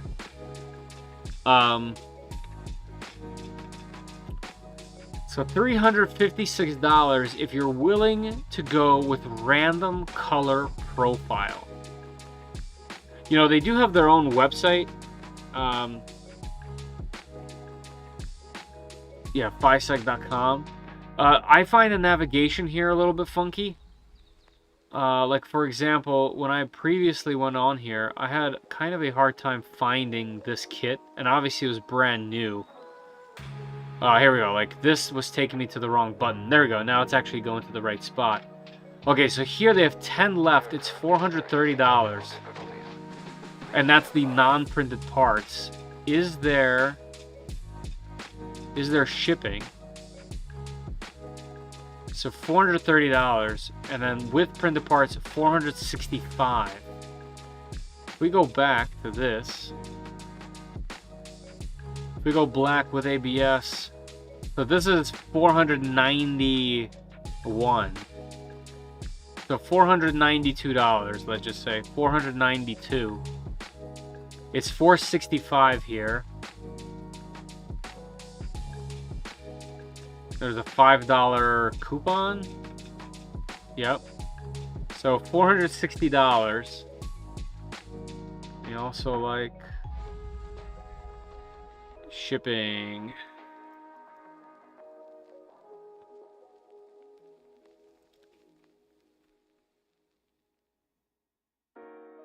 Standard is $0.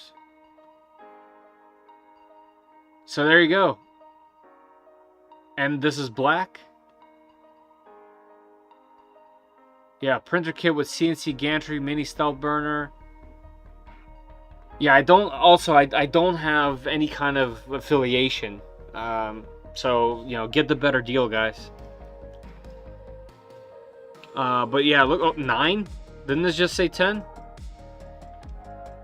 I don't know how real this thing is, but looks like if you sign up for whatever this thing is, just so they can spam you a little bit here and there, you get a $5 off coupon. So we're talking about 460 bucks.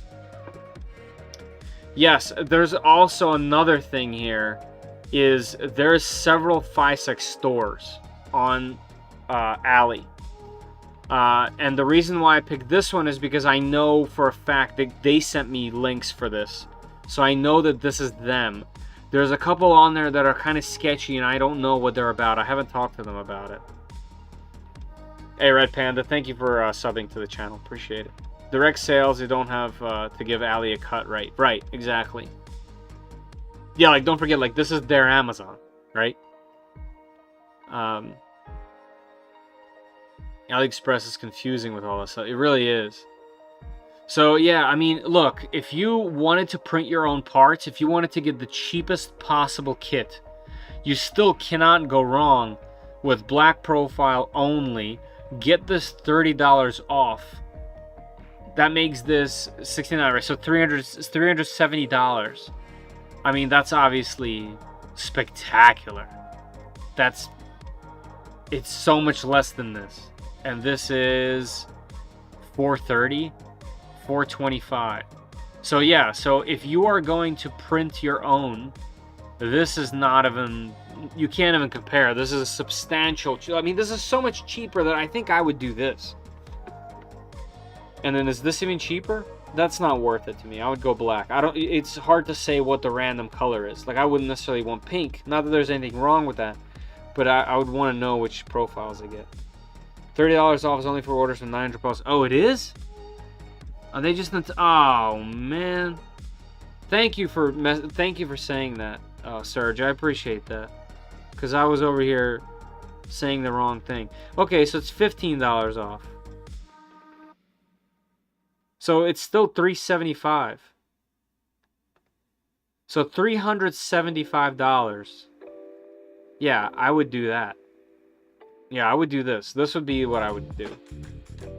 Also, some of these coupons, they add up. Like for example, I don't know if you get, yeah, I think you get this $2 as well. I didn't realize it was 900, man. Either way, 375 is pretty good if you ask me. There's 3 left. I mean, it looks like people are buying them.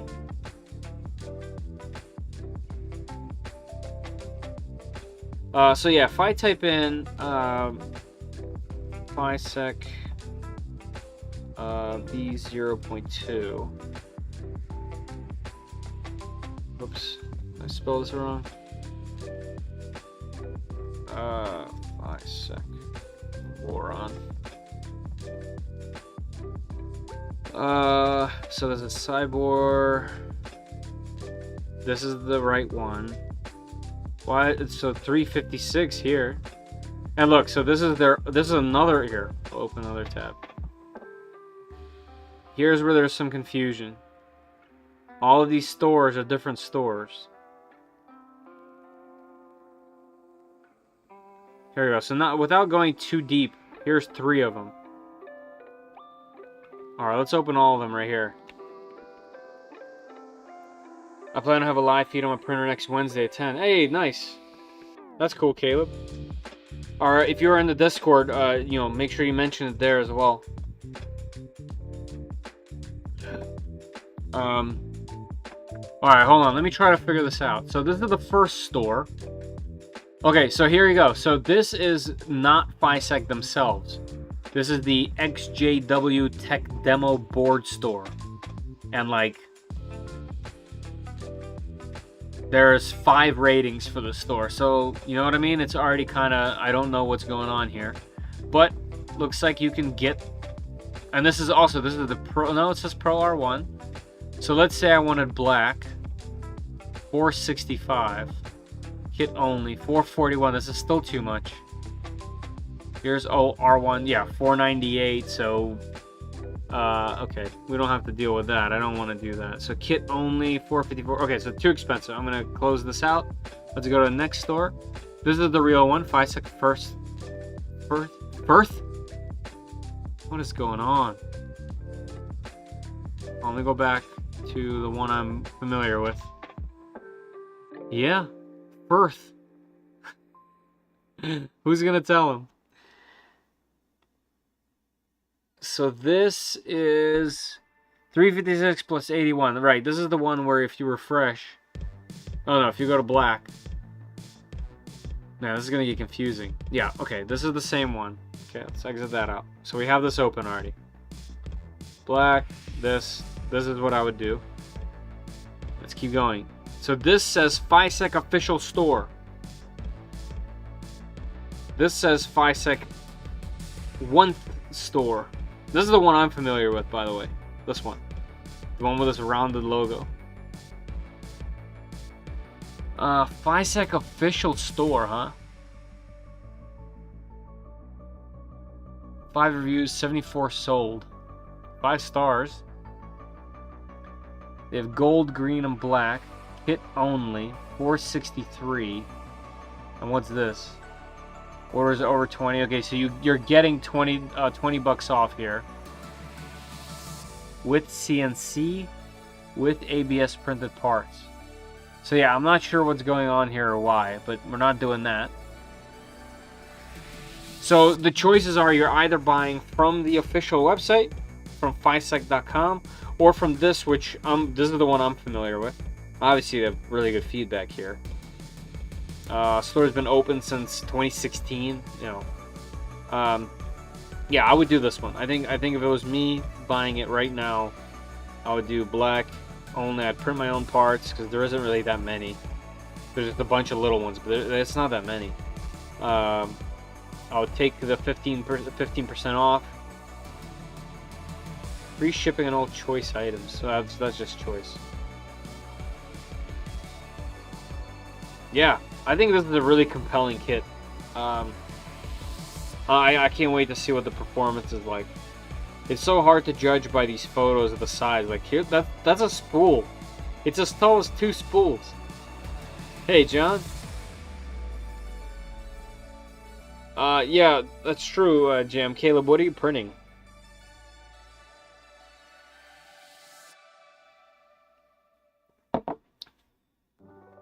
Alright. Alright, so I think we're going to do an early drawing for the filament spool today. I haven't mentioned it because I just finished unboxing the kit, but head over to the pinned comment in the chat. It will give you a chance to win a roll of filament. Looks like there's 25 people entered in right now. And it is, how about we do 11 o'clock?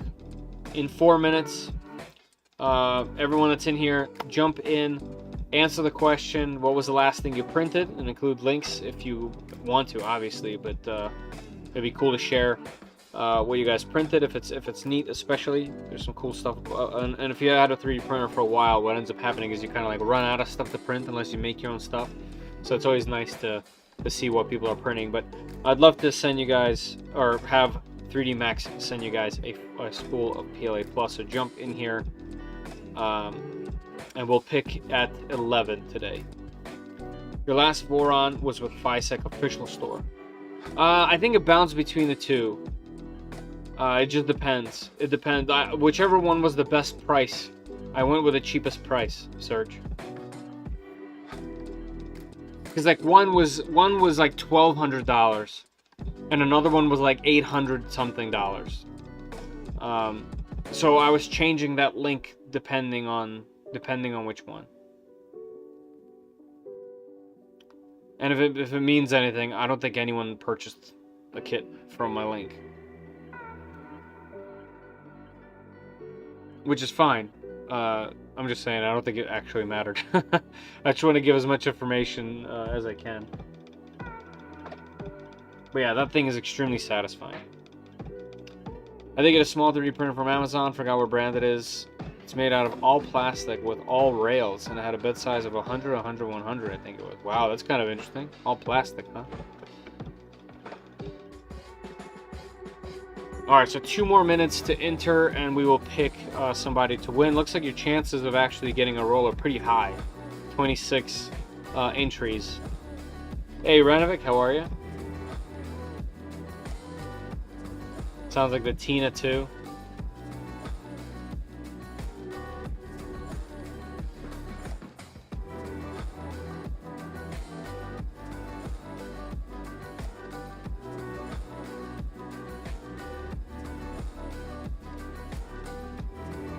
What is the Tina? Oh, this little guy?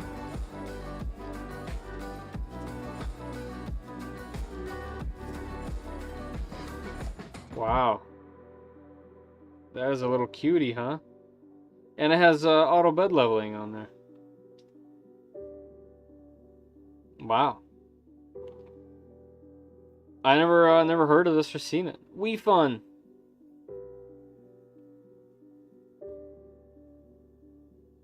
Wow. It has Wi-Fi? Cool. No part cooling, huh? It was nice until it burnt up from overprinting with it. I believe it. TH3D did a breakdown on it. Was also sold as cadet at Micro Center. Oh, okay. My buddy, back before I got into 3D printing, had like a little boxed-in machine like this. It was from a Kickstarter.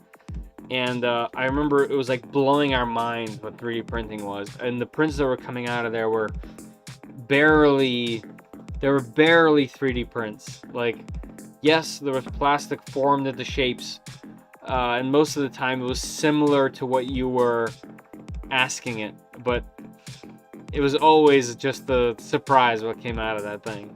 And then once the Ender was a thing, we were both blown away by it. It was just a quarter of the price of what he paid for a similar machine to this. And just the capability of it right out of the box with no tuning was incredible. Mono Price is selling that for 90 bucks. Yeah, I mean, I wouldn't pay that even. I wouldn't pay. I'd rather buy a used machine than something like this. I guess it depends on who you are and what you're doing, but that's the Cadet, basically the first version of the Tina. No heat bed. Yeah, I remember. Maybe that's what my buddy had. It also didn't have a heat bed or cooling. All right, it's 11 o'clock. Let's get this filament out to one of you guys. Last call on the filament. So I'm gonna jump in onto my other screen here, and let's go ahead and end it. Actually, I think I have to edit, so you guys still have time. I think I have to edit a date, otherwise it will not let me end it, I think. Oh, let's see. Cancel. Can I end this just by clicking a button somewhere? I don't think so. I think I quite literally have to change the time to end it early. I think that was the problem last time. Okay, that is what it is. Let's go back. Let me go to edit. Let me change the time to 11:02. Let's see if I can do it in time. Nope. I missed 11:02. Alright, we're doing 11:03. Here we go. Update. Let's see if it updates in here. Okay, yep, 49 seconds. Alright, everybody, if you're still in the chat, I'm about to pick a winner for the free spool of filament. Jump in to this link. It's pinned at the top of the chat. And let's give this one away and shoot it over to one of you guys. Everyone knows you have to mod and tune and ender until it doesn't work anymore. Been there. Chat. Did you ever order the ANET A8? I have not. So you know that's a thing that I'd like. This message is encapsulating what my goal is. I want to get through all the boxes I have here, so I can get back to doing whatever I want instead of doing specific reviews or checking out machines specifically. I still want to do that. I want to check out as many machines as possible, but I want to do it making my own projects, doing something. I'm constantly doing projects. I'm constantly building all kinds of things and working on stuff and designing, but I can't showcase it because there's just not enough time in the day. So I'd like to get through these machines, do a massive exodus so I can get rid of these boxes and sell some machines, 50% off to you guys, at least 50% off, and so I can get into some projects and doing some tutorials and things like that. Don't forget to smash that like button, please. Please. Congrats. Good luck. All right, winner. All right, let's see what's going on here. Heading over to the other side again. Competition has ended now. Let's go to winners. I'm going to draw a winner. Draw. Good luck, everybody. Like I said, the winner has to be present to receive the filament. Announce winner in widget. Announce. And the winner is Roberto F. Roberto F, I see what your email is and where you're located, but let's see if you are in the chat. Rigged.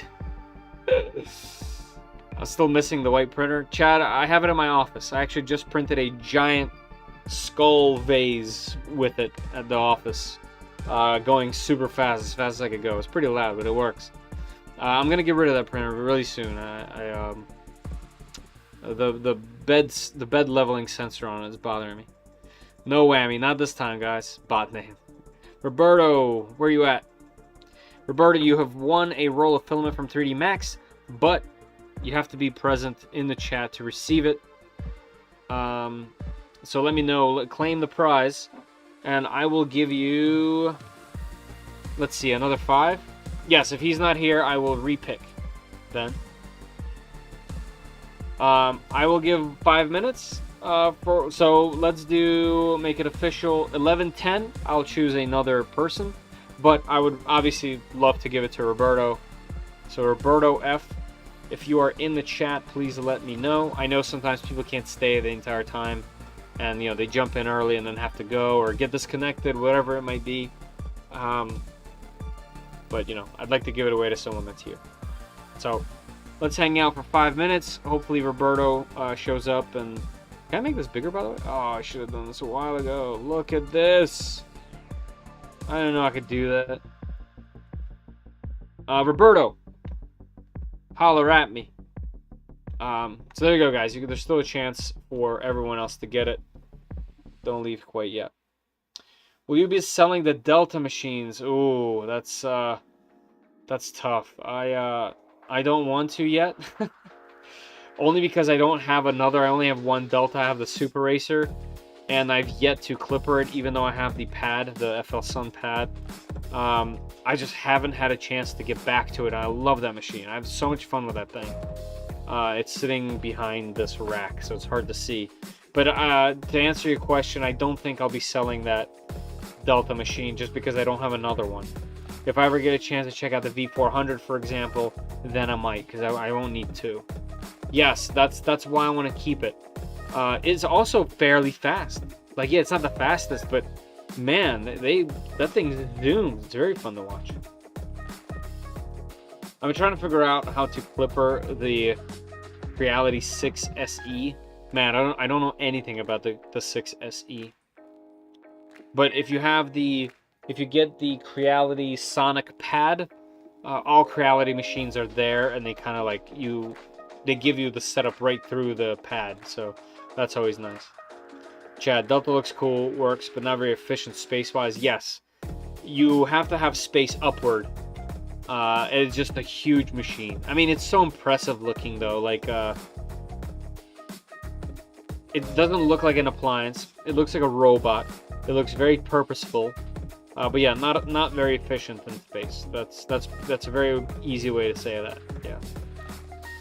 Roberto, you're coming up on a 3-minute warning before I have to pick someone else. Roberto F, if you are in the chat, let me know so that you can claim your roll of filament. And everyone stick around because we'll pick another person if Roberto does not show up in that time slot. Yeah, let me take out some of these printed parts again.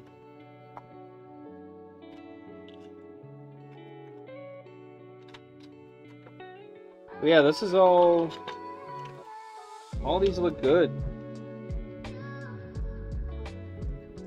These are the built-in belt tensioners, I'm guessing. 6SC has the load cell belt leveling. Oh, okay. Didn't seem to work as well as the new Prusa MK4 on. You know, the K1 has the load cells and it works amazing. But that's on the K1. I honestly don't know anything about the 6SE. I don't even know what it looks like if I close my eyes.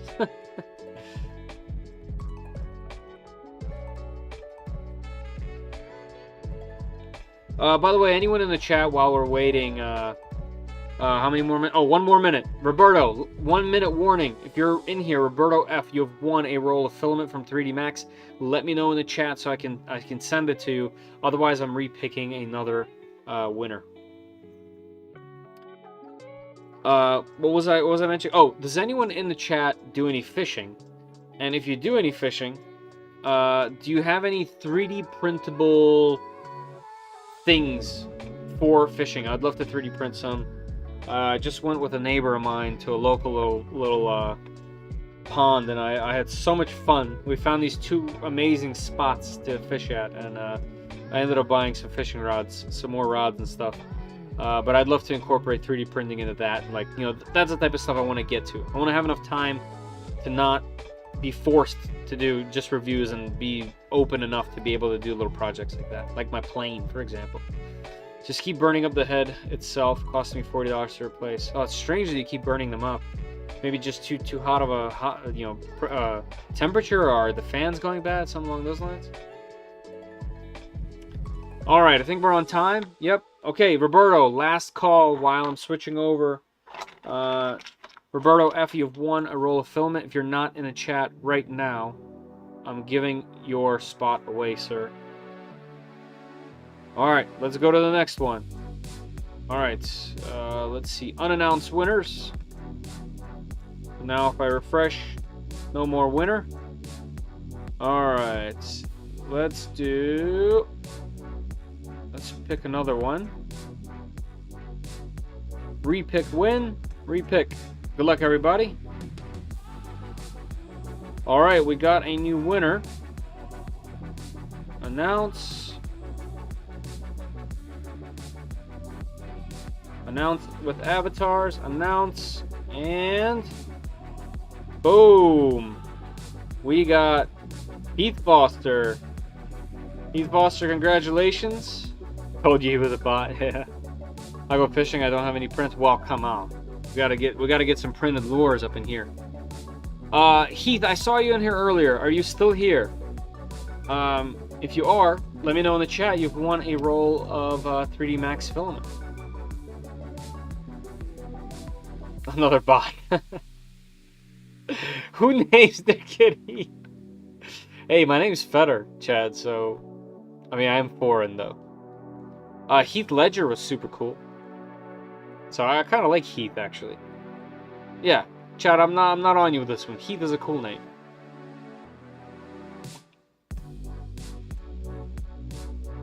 Heath, where you at? Heath Foster. I've seen you in here.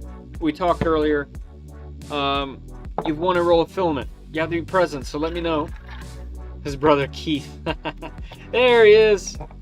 Congratulations, Heath. I see your email and your location. They both check out. However, in order to get this over, head over to the 3D Max website. You can use the link down below. Find a PLA Plus that's currently in stock, and send me an email to Fedor, F-E-D-O-R, Fedor, F-E-D-O-R, at 3dprintsos.com. Okay, send me an email with your selection of a roll of filament and your address. Like I said, I can always confirm it with what you entered earlier, so it can't just be some rando. But let me know your selection and your address, and I will send that over to 3D Max, and we'll get you that roll of filament. Congratulations. Do we ever get a final ruling on a name for the Trident? No, and that's because the Trident is not in its final form. The final form will be happening once I get through some of these machines. The odds were great. Yes, the odds were great. Okay, we'll do. Awesome. What did he print last? That's true. He printed a Taurus Airflow for my Sprite Pro. I don't know what that is, so I'm going to look that up. Taurus Airflow. Ah, Taurus. Sprite Pro. Oh, look at that. That's cool.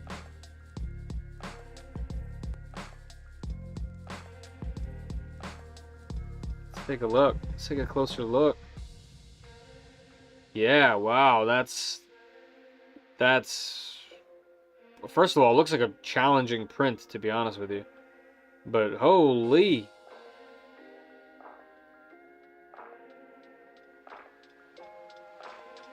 What a design. Phew. I feel like that needs to be printed in resin. This thing printed in resin would be super cool. Look at it. Wow. Also, look at that print. Holy. Yeah, it looks really intense.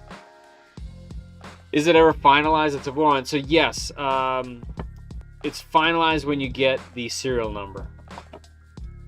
That's why I haven't done it, because I want to install this. You guys want to see, since this is a Fysetc video, you guys want to see a little thing that I'll be doing? So this should give you a clue as to what is going on. This is a cable, a USB to USB-C cable. This is going to be for the tool head.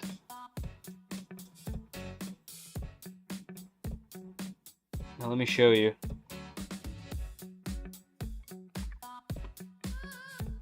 Oh, there's so much light in here.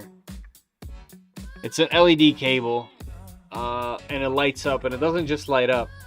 It puts on a whole freaking light show. So this is going to be the tool head for the Voron. I'm really excited to do it. I just need time. So fancy, something a bot would print. Yeah, you are on a level. Question: motherboard on my Surmoon D1. Oh man, okay, lost me there. I don't have any experience with the Surmoon. Motherboard on my Surmoon D1 fried a thermistor connection. I have a Bigtree SKR 1.4 turbo and a Sonic pad. What needs to be done? Okay, so you can find there's lots of info on any Bigtree item, but you can definitely find a clipper what's called bin file for your Bigtree SKR V4 V1.4 turbo throw that on the board, and then once it has Clipper installed on it, you will automatically be able to talk to the Sonic pad, at which point, because there's information on that board everywhere online, like there's a pinout, you'll be able to connect that board up to all the components, and then in Clipper literally say where you plugged everything in. You should be able to find info for that SKR board because they're just very popular. So if you have the Sonic pad, you can Clipperize that board and you should be good to go. Shruggy, thank you for popping in. Appreciate it.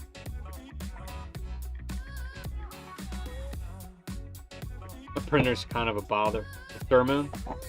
Yeah.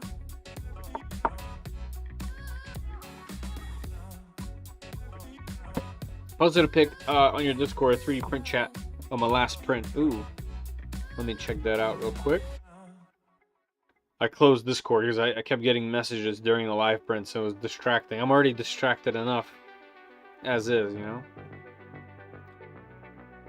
know? Let's see. Still opening.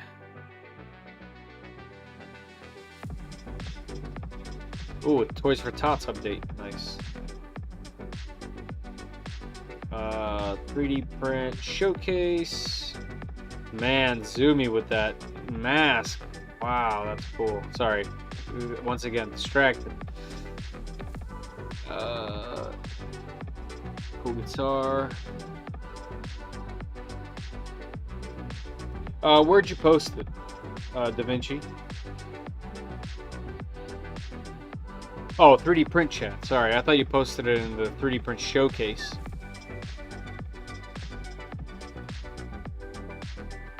Scrolling. Oh, here you go. Da Vinci 2014, Ubuntu server, Clipper, Fluid, Voron Afterburner, Sparta 3D, Sparkle ABS plus Purple, 300 millimeters per second at 4000K. Nice. That's a cool little filament right there. Quite the machine too. Clipper is cool, isn't it? It really breathes new light into like everything. It's good stuff. All right, I think. By the way, did I have this screen on when I was showcasing this? I think I did, right? Anyway, it doesn't matter at this point. Sensorless on the V0. Yeah, that'll probably be nice. But like I said, I'm gonna keep it stock how it is, and then we'll mod it. I'm definitely going sensorless on this thing.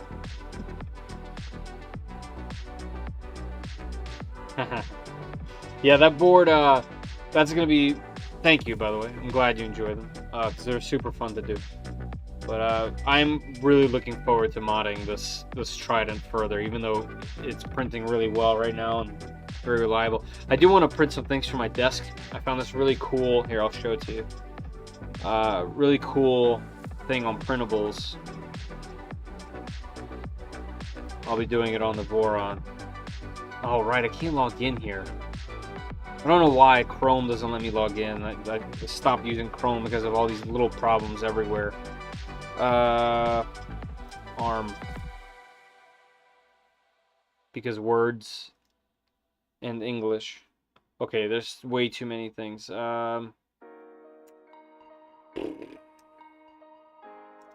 Modular ARM. What is it called? Brain. Where was it? Did I see it on YouTube? Wow, that was cool. Let's see. If I go to your channel, subscriptions. Where is... I saw it recently. Also, this is awesome. 3D Musketeers is doing these deep dives on the privacy policies of different machines, and it's amazing. I think it was by Prusa. It was a video like by Prusa themselves. They like featured this arm like for the different ways you can print these like arms for to hold monitors or mics or lights or whatever you can imagine. And it's fantastic. I really can't wait to do it.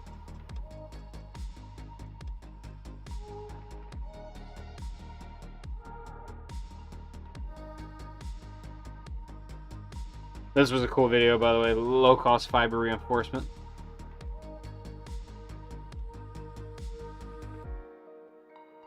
Belly cast?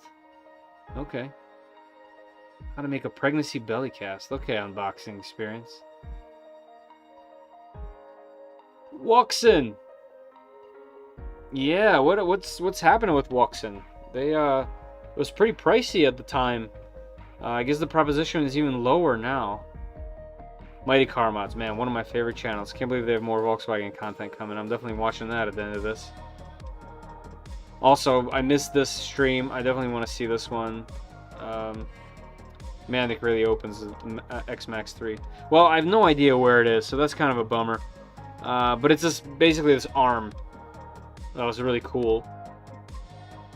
Was it here maybe that I saw it? No. Featured models. Maybe it was featured.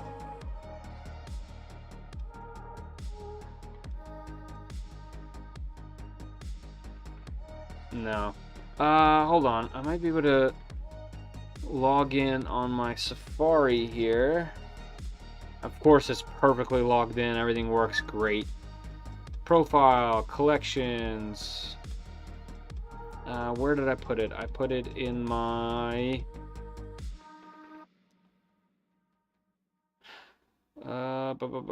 not tools, studio. I put it in studio. Here it is. Okay, got it. I'm on the way.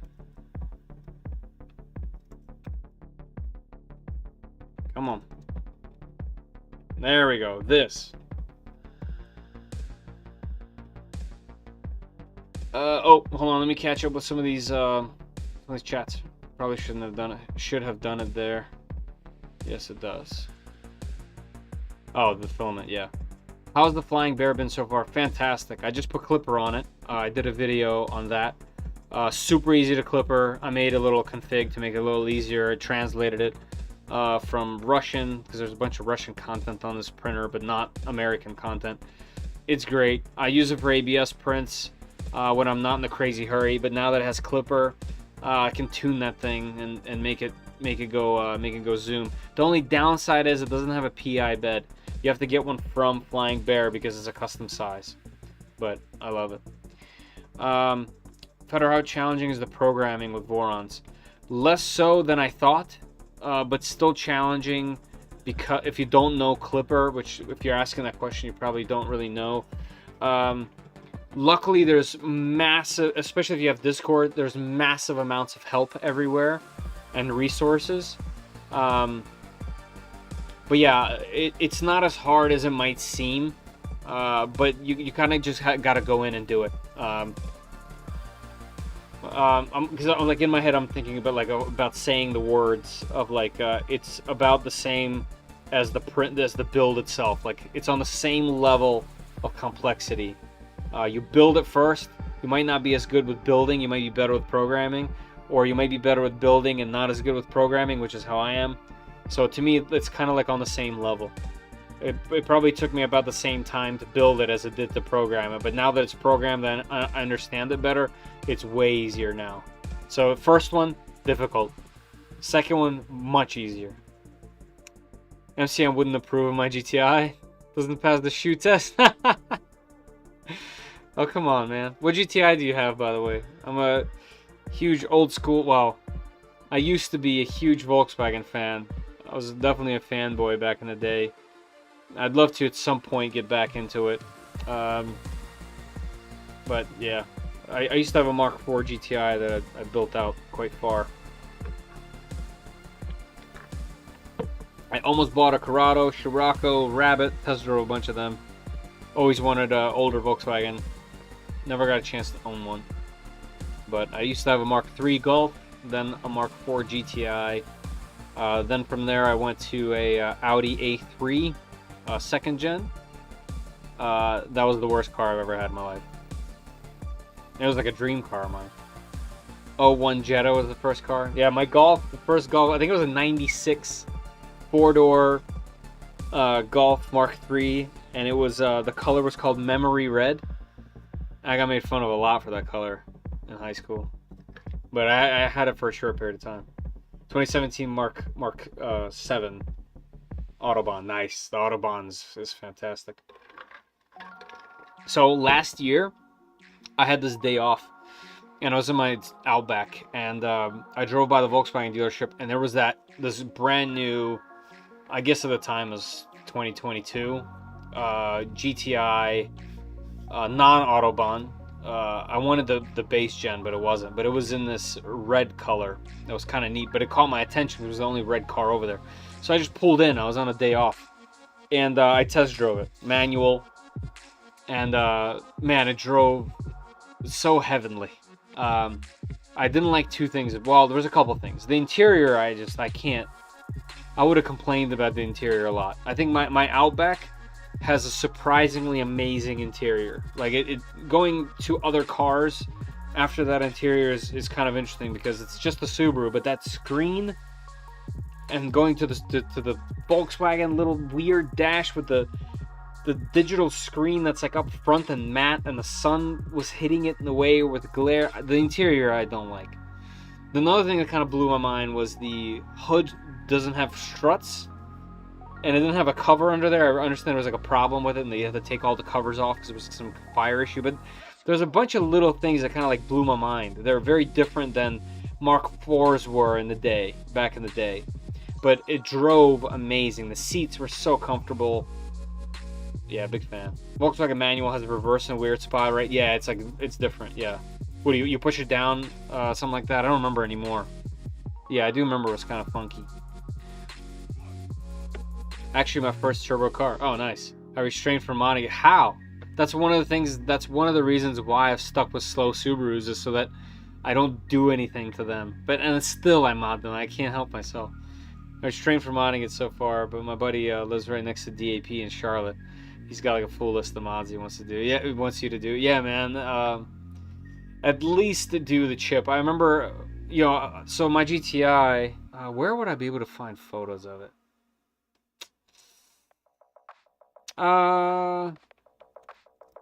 Maybe Instagram? Not 3D print though. It would be this one. I remember one of my favorite mods ever was when I chipped. Oh right, man, I can't do anything on Chrome. Hold on, I'll find a photo.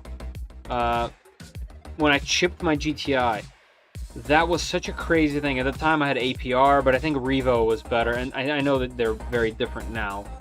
But that was the biggest difference. Like, it really just changed the entire car dramatically.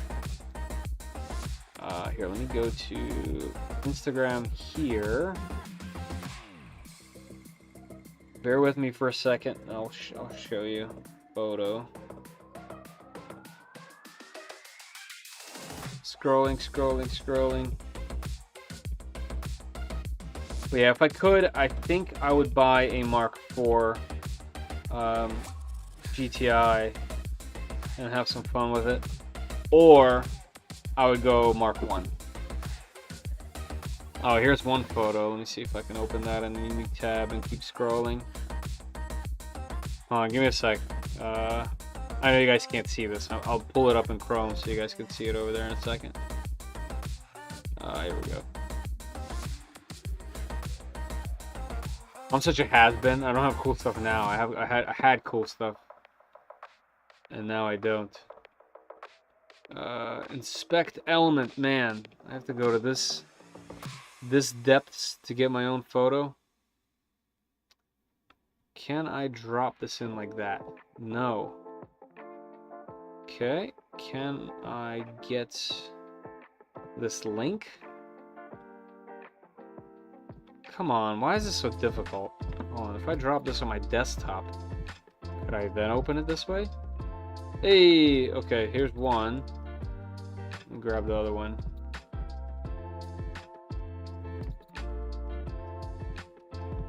Up this way. Here we go. Let me drop this over here. Alright, going from Volkswagen Chevy to a Ford was a horrible experience. The only Chevy I ever liked was the Astrovan. I still love the Astrovan. I'd own one if I could. I had two of them. My buddy has an Audi. Forget which one. It was the same MQB platform. Okay. So the mods are the same. Oh, catch can, turbo inlet, bypass valve, stage 1, 2. Yeah, nice. Yeah, it was a good list of mods. So this, I know it's a horrible photo, but it's also old.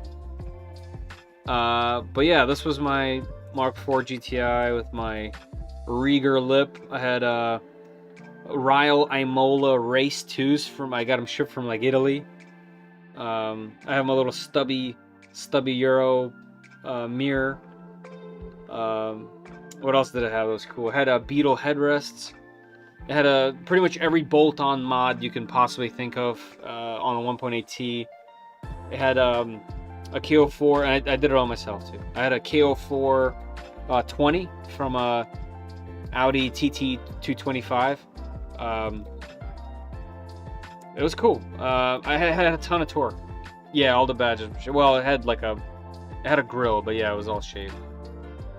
Oh, hold on. I was supposed to put up another one. Well, let me get the other one. This is the other photo. Yeah, here you can see the side exhaust. So this is more of its final form, really. But yeah, it had a 3-inch catless side exhaust with a Chevy, I think, SS tip that I like molded underneath of the side skirt. I don't have any photos of the rear, but the rear was actually kind of crazy too. I had those hella blue taillights, and I color matched them to the color of the car. So the taillights matched the color of the car completely, except for the white strip in the center. It was quite crazy. You watch The Humble Mechanic? No, but it sounds like I should though. Got crowd. Yeah, so in my high school, everyone had muscle cars. It was like a whole, like everyone had muscle cars except for a handful of other people. There was like a little Maxima gang as well, but mostly muscle cars, and they were hating hard, and they called my car Kraut.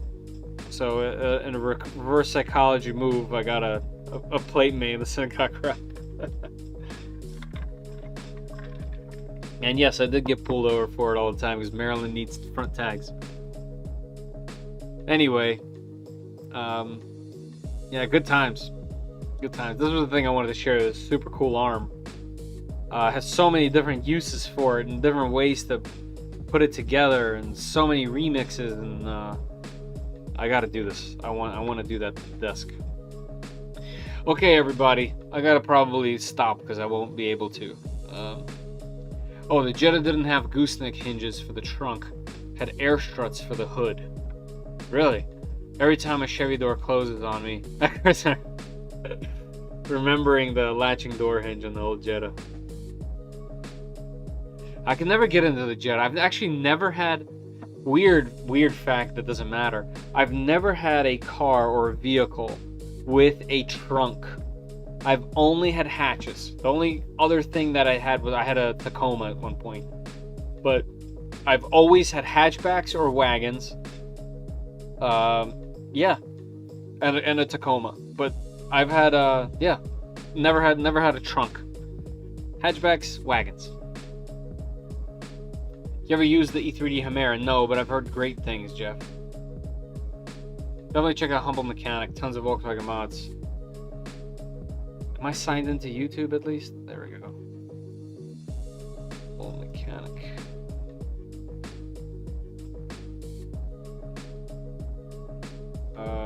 Subscribe. There's an indigo blue GTI at the top. Insta sub. Oh, this is the whole. What's the name? Ottinger. Oettinger. Oh, Ottinger. That's that front grille. See, memory. My memory's super selective. I can't remember what I did yesterday or anybody's name, but I can remember the brand of a grill from high school. Come on, that's just. I'm sad about that. I have literally weird brain issues. Cool. Yeah, I'm definitely gonna watch this. This is right up my alley. Okay.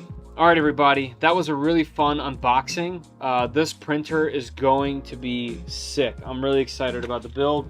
I do want to do a couple other things before I officially start working on this thing.